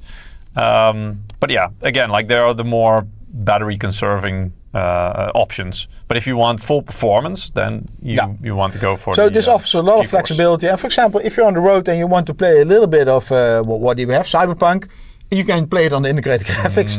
Good luck with that. I wouldn't recommend Cyberpunk, but lighter games, I don't know, Hearthstone or something like that. In the past, a lot of people played that. You want to do this, or will I do it? Go ahead, you're already working on it. So okay. So general settings, a lot of different settings. For example, the Windows key. Now it's active. Enable, disable. Disable. That's of course for gamers. Same with the switch key. Same with the function key and the Windows key. Some people prefer to have the function key on the left and the Windows key on the right, so you can switch it around. Yes, back again to what's default. So this is printed on the keys, and this is not printed on keys. But yeah, some people prefer that. Yes, thank you. Then we have the GPU switch we just talked about, the Max chip. We can, you cannot see this, sorry. No, indeed. Oh, you can. Wait, does it? Let me check. Yeah, I think so. Yeah. Yeah? Yeah, sorry, okay, you can see this. Yeah, so it's not on the, we're used to if we do this. That OSD. It's on the OSD, so basically it's on the monitor itself. Okay. Okay, then we have HDR. Well, this just goes to the Windows segment. Display power saver. I opened up the display settings, but it seems to be away. Yeah. Oh, maybe clicked it away. We switched the crosshair off. Okay, crosshair off. Advanced. Advanced. So now you see the panel is running at 240 hertz. But you already see something below. You might want to highlight that. Variable refresh rate supported 60 hertz, between 60 and 240 hertz. Yeah. So if I now go to this option, where is it? The display power saver, and I switch it on, basically it will lower the panel refresh rate. So when the power is unplugged. So at the moment it probably still shouldn't do that, but if I unplug the power, let me try that. So now it's still at 240 because it's not active. If I now enable it, and we wait a little bit. The top one, the desktop mode, will go to. I did this previously. Maybe it's because we've picked a refresh rate below. No. Oh, maybe dynamic refresh rate. No. Yes. Isn't? Yes. To help save power, Windows adjusts the refresh rate. So now it can. Okay, yeah. So now it says 60 hertz, or so anywhere between 60 and 240. No, it's not. No. It will do it like this. Let me read this. It's the same. Unplugged, yeah. It's the same thing. It's strange. Anyway, Previously, it went down. Maybe we need to wait a little bit. But then desktop mode will go to 60 forced, and it's the same like this Windows function. Only then it will be variable between 60 and 240. Yeah. It doesn't want to do. Doesn't matter. We continue. USB power share. Basically, if you enable this, the USB-A ports will continue to give power to devices. So you can charge your phone, for example, if your laptop is closed. Yeah. Hibernate, sleep. I think this is pretty clear when you close the lid. Same here. You can do nothing when you close the lid, or you by default, what closing the lid does is it will put the laptop in sleep mode, and then when you open it up again, it will give you the login screen or whatever. But you can also say, okay, when I close the lid, I want the laptop just to stay on and not go to sleep. So that's why we didn't explain that, but indeed, the refresh rate has huge influence on your power usage. Battery life. And indeed, this is for lowering down on battery mode. So it saves you battery. Yeah. Then we have the AI noise cancellation. Well, it's very difficult to display this here, to demo it here. But basically, you can switch it on, and for your microphone and your speakers, it will cancel out noise around you. And then we have MSI QD OLED Care. Very important comment. By default, this is all switched off. So probably there's no need for it. But yeah, if I pay this much for a laptop, I would all enable this. Well, dark mode depending on the time of the day. I'm a dark mode person anyway, myself. I prefer dark mode. I doubt. It depends. Yeah. In the evening, yes, for but you, during the day, I'm sometimes more a light mode person. I'm not. Then we have the support tab, and here you have live update. So live updates, basically you can start scanning for newer drivers or newer BIOSes. Here it says I found one new item, so let us open. Yeah. So here, for example, no new items, but you have the MPU driver, the chipset driver, basically all the driver stuff. For the display as well, the graphics drivers. And then here we have one new item, which is the MSI TrueColor, so a new software application. You are running 5.1.17, and the 24 update .. is there. You can basically click and download, install it. I'm not going to do that. Nowadays, a lot of applications are updated by the Microsoft App Store, the Nehemic, MSI Center itself, the Killer app, etc. So you can also keep everything up to date by that. And then MSI recommended, there are some links to some like the Google Play, this is the Android thingy, AI robot, it's a chatbot. This is to make PowerPoints by AI, and Google Chrome. Well, I like this one. I'm a Google Chrome fan. Then the Member Center. So basically here you can register your product. Very important for warranty. Now it says standard warranty. And for support. And then, I don't know if we have that here. You can install additional modules. This is all modular to save space and to save memory. Like the TrueColor app in MSI MSI Center. Game highlights, performance analysis, etc., etc. And then, skip this. I mean, that's basically MSI Center. Maybe go to. You can do that. Yeah. Maybe the TrueColor app. Yeah. So the TrueColor app. This is to do with monitor settings and calibration. I checked the prices and they are insane. Yes, and they will become more insane, I guess. Yeah, indeed. Unfortunately, so these are all color profile presets. So by default, it's set to display P3. Sorry, Peter. Question. Oh, shit. I was just too late. I expected this. Here's a question. Does running the lid closed affect heat, exhaust, and intake performance? Not too much. No. But there'll always be a little bit. Yeah, but I would say no. I mean, it's like maybe 1 or 2%. Not that much that it makes a huge difference. Because all the exhausts are on the back and on the side, and there is a and the bottom. very small part. Or is it audio? That's speakers. That's so speakers. even so no. No, but I mean, by having something on there, and heat wants to go up. Yeah. So it will always have some effect, but indeed. But as Eric mentioned, all the exhaust, intakes and the out. the vents, Yeah. they're all on the sides and on the bottom. So what you want to do is you want to keep the bottom and the sides and the rear especially clear. And that has the biggest impact. Yeah. If you put it in your bag running, No, don't do that. Don't do that. Don't put it in your bag running, Yeah. because that will really heat it up. Anyway, True Color app. So this is with color profiles for your monitor. So there are some presets here. There's Display P3 for wide gamut cinema mode. Adobe RGB for content creation, for example. sRGB anti-blue light for in the evening. Game settings, and even in those profiles there's a lot of settings like you can see here that you can customize, office work, movie, and these are just optimized profiles, let's say. No, not optimized profiles. They're actually calibrated Yes. per Well, unit. that's so what I mean. Each Yeah. notebook has a unique profile. And if you buy this notebook, it comes with Windows, obviously, and the profile, the keys are linked to this serial number. If you install your own Windows license, so you're not using the MSI license, we don't know which color profile you have. So basically, you don't get a per unit calibration.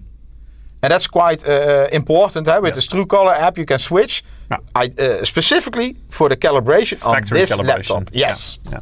And if you have a different notebook, it's totally different again. I mean, normally they don't. It's all from the same factory, the panels, But and there are some the same differences. quality. Yes. There's always a bit of variation Yes. in the panel quality, and so anyway, some tools there as well.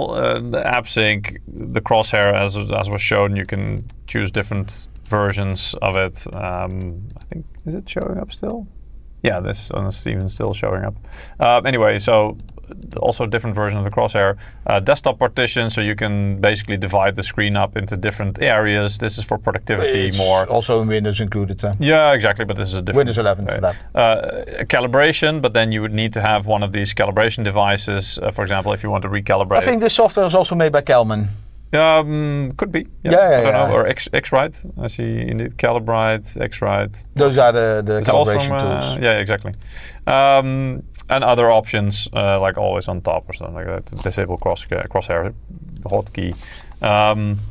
But anyway, the most important thing about True Color, I would say, are these color profiles. And as Eric said, the factory calibration that has been applied to it. And with an OLED panel and this much money, it is a lot of money, you really want that. Exactly. For the RGB control, that, as Eric mentioned, uses SteelSeries GG software, so you can see it. And then when we click on here, we can see. Shall I? This is only the keyboard, by the way. There is. Where did I see it? Where was it? Was it Prism? Yeah, here we go. So here's a more comprehensive version. So you have when you want to just do the per key settings, that's where you go to the gear category in the software. So here you can see per key, I can assign different values, I can change it. And there's some presets, I think, as well. Yeah, I'm just looking. Beantown TV. Yes, you're right. Yeah. He's saying I need to do a lucky draw. Yeah. But if you want to do, for example, if you want to change the color or the effects on the logo on the back, Peter, I'm going to do or two, the keyboard, or the the RGB bar at the front, here you can also change everything at once, or just turn it off like this, and then it turns off. Or an audio visualizer, which means if there's audio playing, it will do that. Next winner, congratulations, Hayes. Congratulations. You can still join, participate, go to YouTube or Twitch and click on the Gleam link. And we continue. Yeah. Peter, it's like, I know. and we still want to do some benchmarks. I know. But we also want to show the functionality. Do you want to that I take my mobile, that you can show the result? Or No, what? okay. I think it's... Yeah, they believe it works. Yeah, people can basically see it. You want to show we demonstrate the speakers? We have a movie on here. Sure. Yeah. I muted them. So the speakers are also get quite loud, so we're gonna maybe... Maybe can you take out the phone so we show it in real time so they can also see the movie? They don't just... actually they do. Okay, normally... Wait, but there's I think... Yeah, we get double audio because I think it's capturing this as well. Then you need to put it here on this audio. Actually, maybe it isn't. Yeah. Okay. Okay, so normally when you hear audio from games or from movies, we put this via the capture on the PC. Yes. Now we're going to play it via these speakers, so not via the capture. And Peter, maybe you need to. Yeah, I mean this is. Yeah, I mean this is via your microphone. With my microphone indeed that I have. So now we'll try to shut up. Wait, let me. Just move if it's too loud, please let us know. No, Peter, I'm just gonna put it here, like front and center. Yeah, that's where your head is.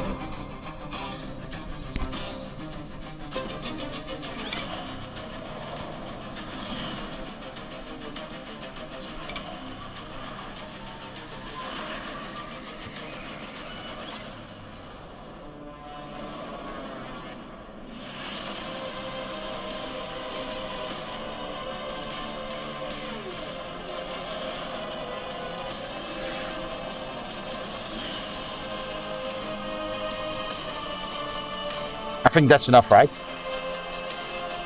I think, yeah, we're halfway, but... I mean, people get an idea. You can watch the full video on our YouTube. It's not about the video, it's about the audio. So these speakers, DIN Audio, we already co-work with them a really long time. Yes. Danish company. They're known for their professional speakers. And of course, you know, they helped us to also make good quality laptop speakers. It's always difficult because you need to have a big echo chamber, or how do you call that? There's acoustics indeed acoustic as well, but chamber. there's also just raw, you know, the more power a speaker has, the better it can perform at least. So these are, of course, relatively small speakers. I believe there are 2 watts a piece. So there is a limit to what you can do with them, yes. but they also leverage indeed the acoustics of the chassis of the laptop itself. And this is something that I think really helps to boost the audio quality as much as possible within the constraints of the 2 watts. But yeah, it's perfectly serviceable. It's quite, you know, it can get quite loud, and even at its loudest, it's not, it doesn't deform that much, so it's actually pretty good. And so yeah, in a pinch, you can quite use it. No, this one doesn't have subwoofers. No. Well, technically, the ones that I showed you with the teardown, those would be the woofers because they are physically the bigger ones, and then there are some like, tweeters, if you want to call it that. At the top of the keyboard, let's say, and so they're firing more. Only missing the bass. Yeah, well, I mean, the ones at the bottom firing ones are technically the ones that do the lower frequency, so that's the bass. But yeah, quite low distortion. Anyway, let's do some benchmarks. I saw somebody who wanted to win this notebook. He asked how. Please transfer $7,000 or $10,000 to my bank account, and we can talk.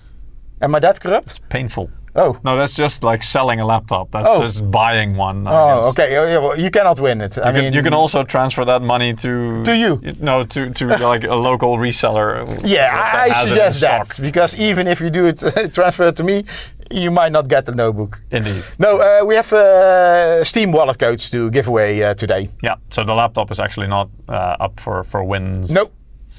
We have to give it back, unfortunately. But I'm quite corrupt, so we can always talk. Luckily, this isn't on live stream, is it? Oh. We were good at. Anyway, okay.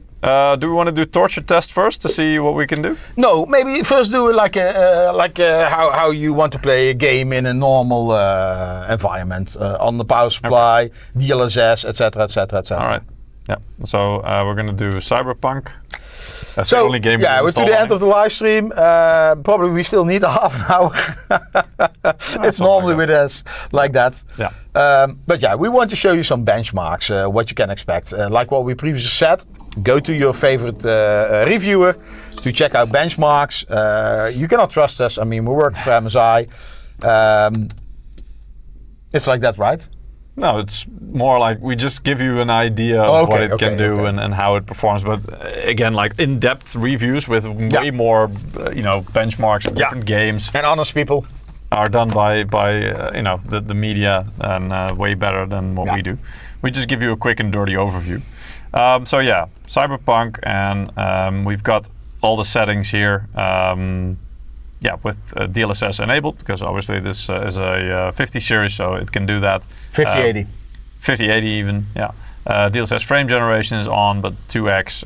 We can even crank that up to 4x if you want. These days, that's pretty. It still looks pretty good.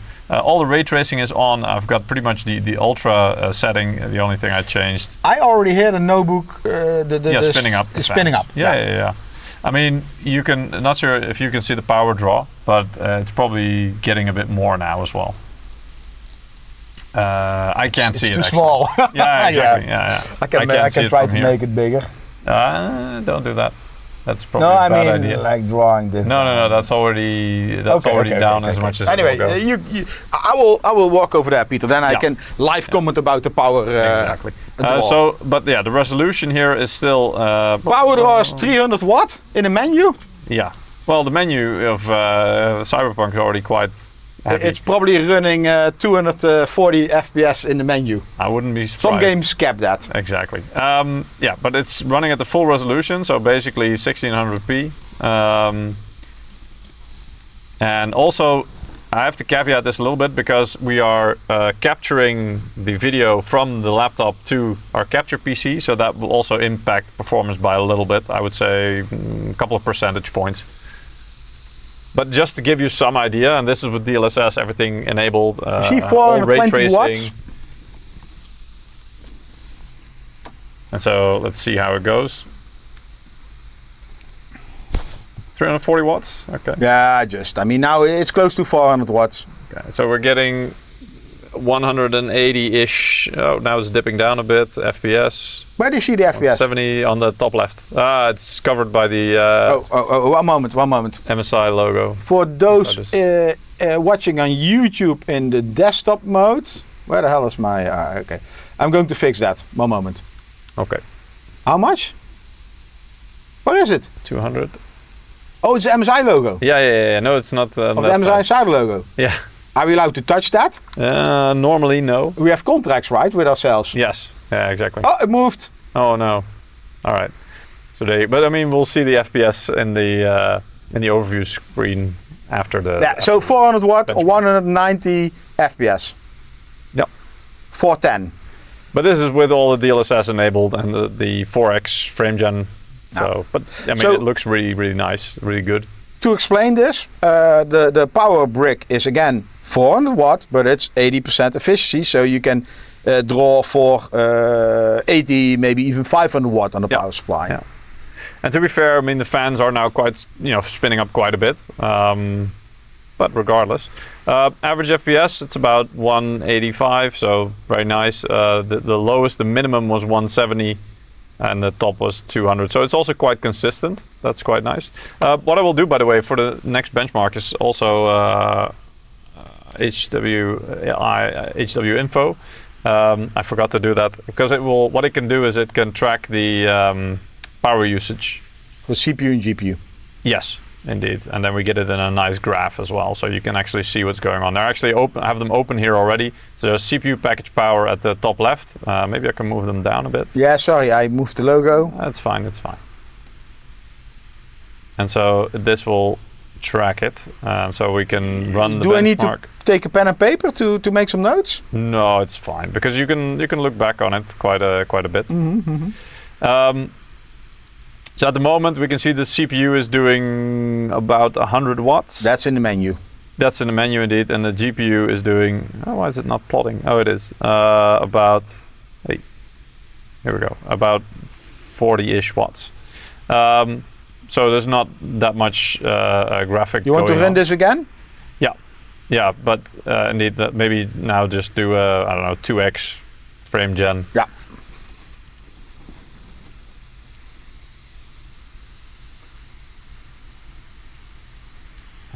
By the way, our power meter to get it on the screen, we took a Wi-Fi socket. It's not calibrated. We will do that in the coming whenever we have time. Now the graphics card is using almost 170 watts. Now it's about 170 watts, and the I think CPU it can do up to 175. Yeah, CPU is going 88, 80 watts. So that's normal because it's not. I mean, the CPU is not being fully utilized. Obviously, you need way a higher frame rate for that. But the GPU is being used almost to 100%, at least its full rated power usage. I'm not sure how much power we're drawing from the wall there. I mean, it's in the it's 400, around 400. Yeah.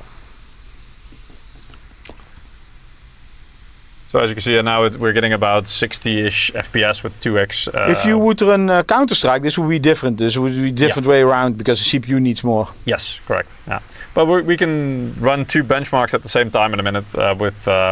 That sounds evil. Cinebench, for example, which for the CPU, and of course FurMark, for example, for the power GPU. virus. Yeah.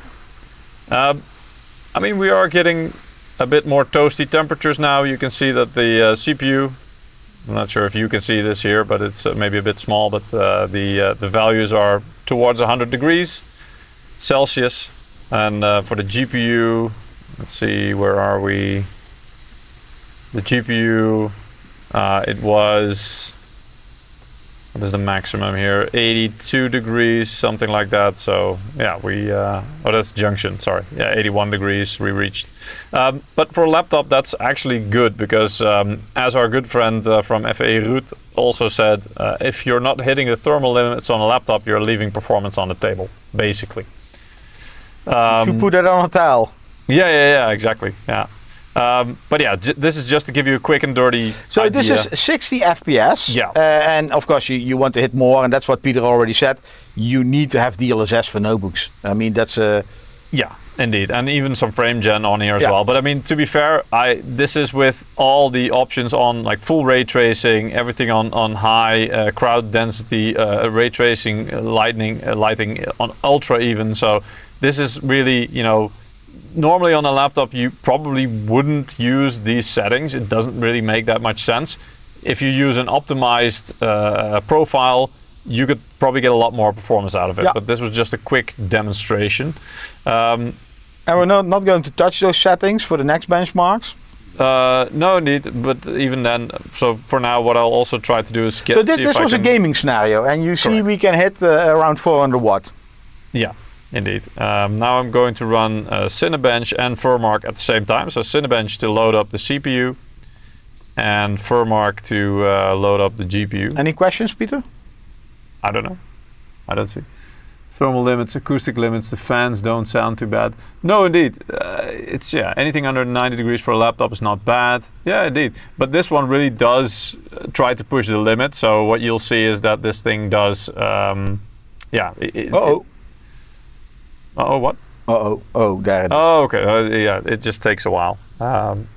So this is FurMark, which really loads up the GPU, and as you can see, it's running at 100%. And now I will also start Cinebench with a multi-core. So power usage only for the GPU now 300 watts. Yeah, let's. No, not 300 watts. It's 175. Oh, sorry, the so total I should yes, say. indeed.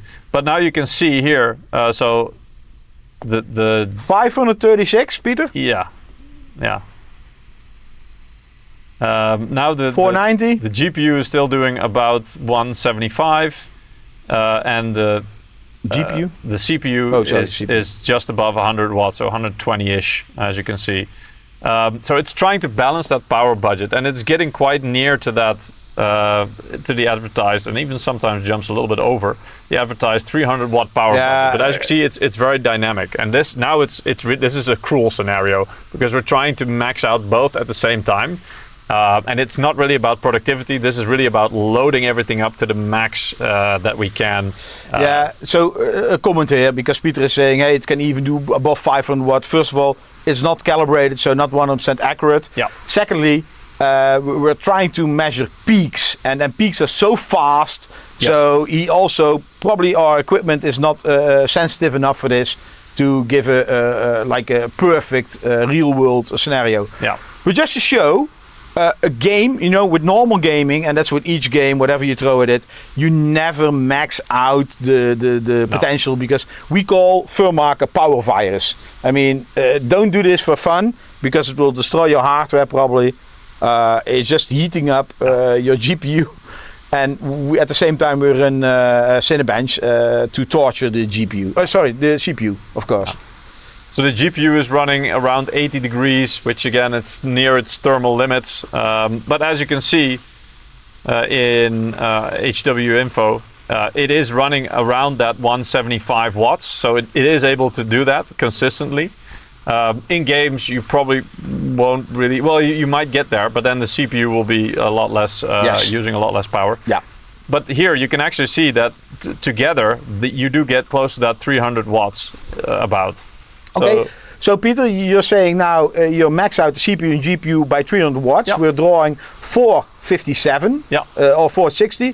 This means the SSDs, the panel, all those things are drawing more power. That's the overhead for the rest of the system. Correct. Yeah. And then even here, I mean, HW Info is a really nice tool as well. You can even see, where was it? Battery things, for example. So you can see a charge rate, for example. So at the moment, there is no power from the brick going to the battery. Duh. Obviously, because it's all being consumed directly by the CPU and the GPU, because they're doing a lot of work. 465, 522. Yeah. I think we've. What did that smell, Peter? What is that? What does that smell? No, 250. Yeah, but I think we've proven the point with this. Oh, we have a screen for that. One moment. Yeah. Let me do this.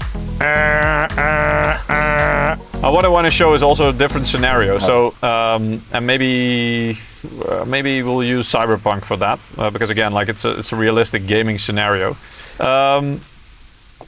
Again, we'll start our baseline. So we'll pick settings that we have at the moment, and we'll do. And this is with the power brick connected. Then after that, I will do one with the power brick disconnected. So that will be on battery. And I will do one with with my 65 watt phone charger with the USB-C connected, let's say. And then you will see how that affects the performance. And that needs to be finished in 10 minutes, Peter. Yeah, that's fine. Yeah, Peter has a manual. You need to remind him about time. Otherwise, we break a new record, have a 6-hour live stream. I wouldn't mind. Okay, settings. Well, security will come. Well, let them come.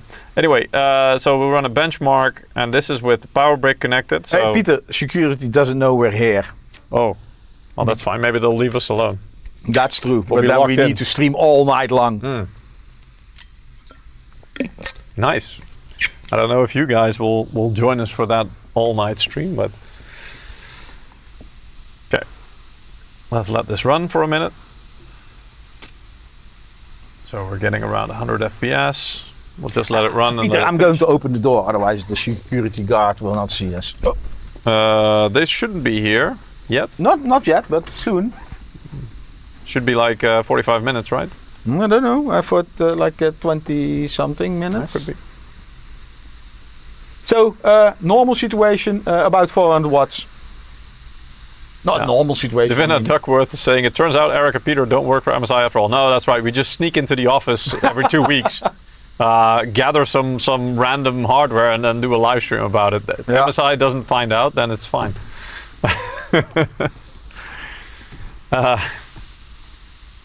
Okay. So Eric, you can do some quick calculation once we've done the benchmarks. Oh, okay. Do we have Excel there? No? No, you don't need that. Just do it out of your head. Uh-oh. You'll be fine. I'm going to use a notepad. Okay. So this is about, I would say 410 watts. The benchmarks is 6834. Yeah. So what I'll do is the total number of frames in the benchmark, that would be a nice, like a score, let's say. So we have got. And then 106. No, that's not important. FPS. The important thing, because then you can calculate percentages, is the total number of frames. That's 6,834. Okay, and this is 6834. Yeah. I have that, and this is with a PSU. With the brick, just drawing power from the wall. Indeed. Yeah. Okay, so now I'm going to quickly just pull the pins, and so now we're zero power. Peter, we have a problem. Yeah, I know. No, because now we're running on battery power. Oh. Okay. Oh. So we're going to do the same benchmark again, but now we've disconnected the power, Yeah. so we're going to Can see you, how that show, influences things. hardware info. Peter, Sorry? can you show hardware info? Yeah, I may have closed it. No, actually I didn't. Okay, so we can see that it went, like the GPU went from 170-ish watts to 32, 34, and the CPU went from around 100 watts to 13 and a half and stuff like that. So, but I mean, I switched out of the benchmark, so that may influence it as well. Are you sure you closed film mark? Yeah. Yes. So now we're running on battery only. Peter, please check the chat if there's anything. Yeah, I'm checking that constantly. But they're basically just saying, damn, almost 400 watts. We're over 400 watts comfortably when we're gaming on the power brick. Hey, but I mean, this is a notebook. What do you think your desktop will draw from the wall? I mean, we're talking about even more power. Oh yeah. That's why we're talking about 850, 1000, 1.2, 1.6 even. 1.6. You know, power supplies. Yeah. Well, the power brick get hot. I mean, it gets warm, but it's like I can quite easily just still hold it. It's fine. These things are. Put it on your face. If you see burn marks, you're lying. No, it's fine. But look at this. I mean, what was the score before, Eric? It was 6,834. Right, so now it's 1,976. Wow. That's a big difference, right? But we drew 0 watt from the wall, so Correct. it's actually this is very efficient. Yeah, this is on pure battery power. We have 30 FPS. Yeah. And yeah, so this is battery only.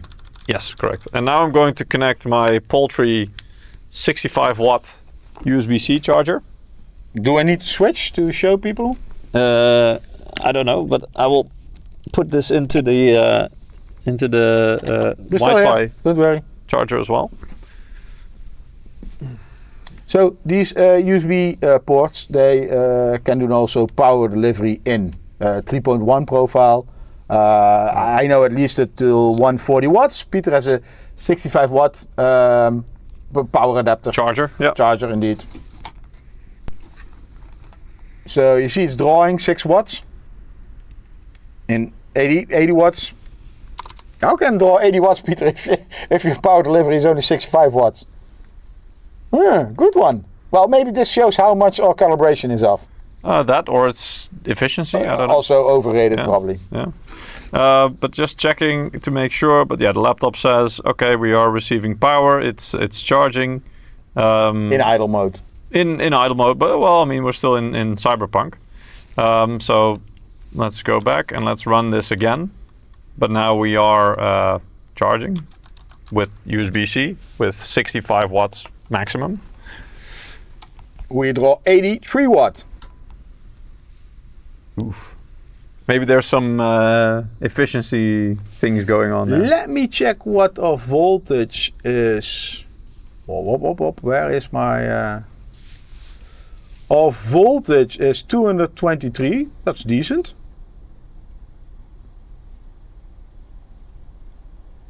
Apparent power 120. VA reactive power 86.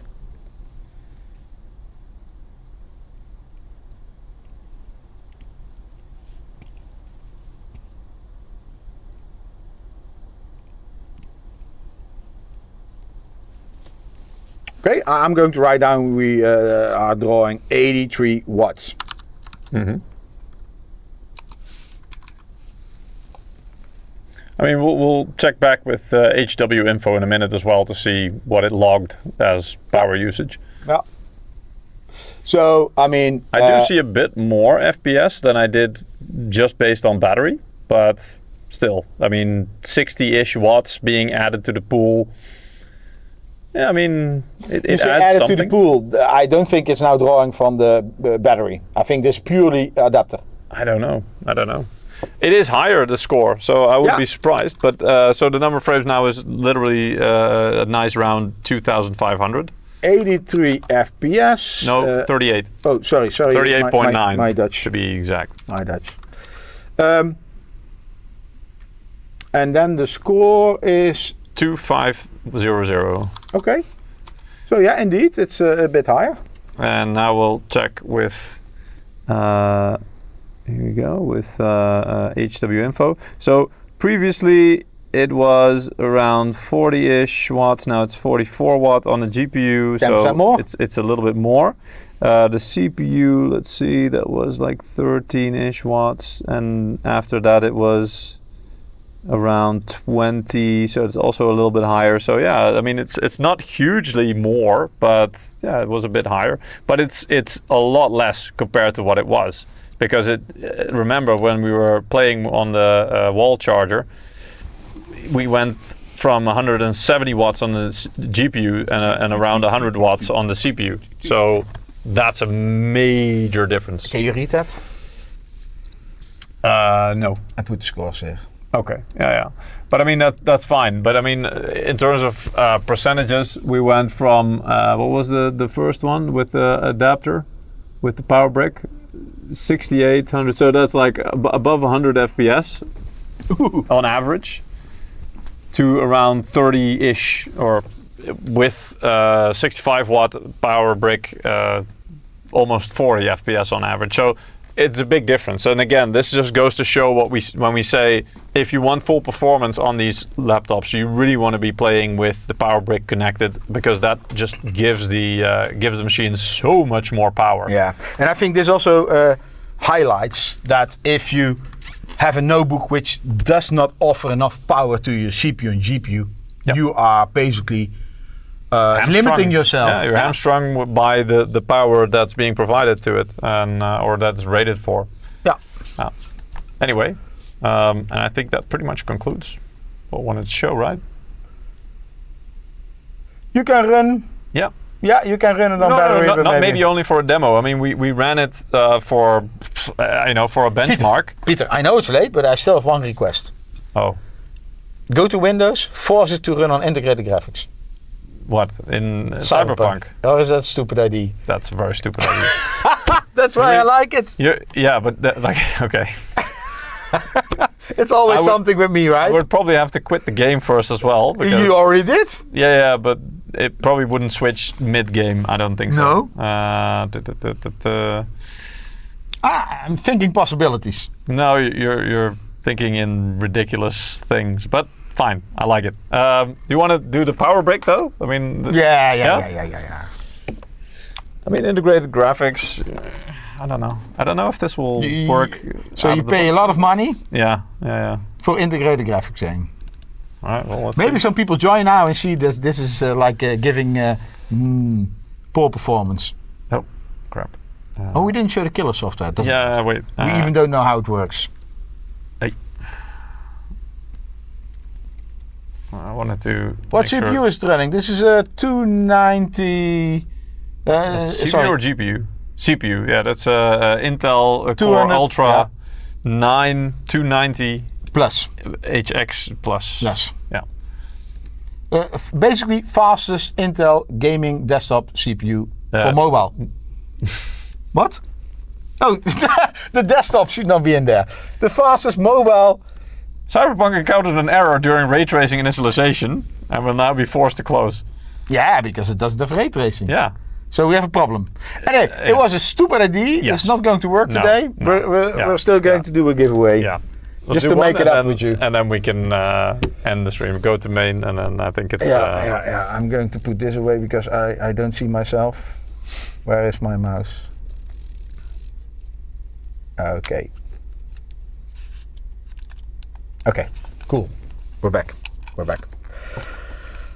Peter, we survived. Not? So far. Is that security I hear? Knocking at the door? I don't know. Maybe I opened the door. Maybe you should explain to them that we still want to do an integrated graphics test of Cyberpunk. Okay, 2 of 7 won. 2 of 7, congratulations. You also get a voucher, Steam voucher, wallet code in the coming days. Peter normally sends them out the day after, right? It depends, but yeah, usually.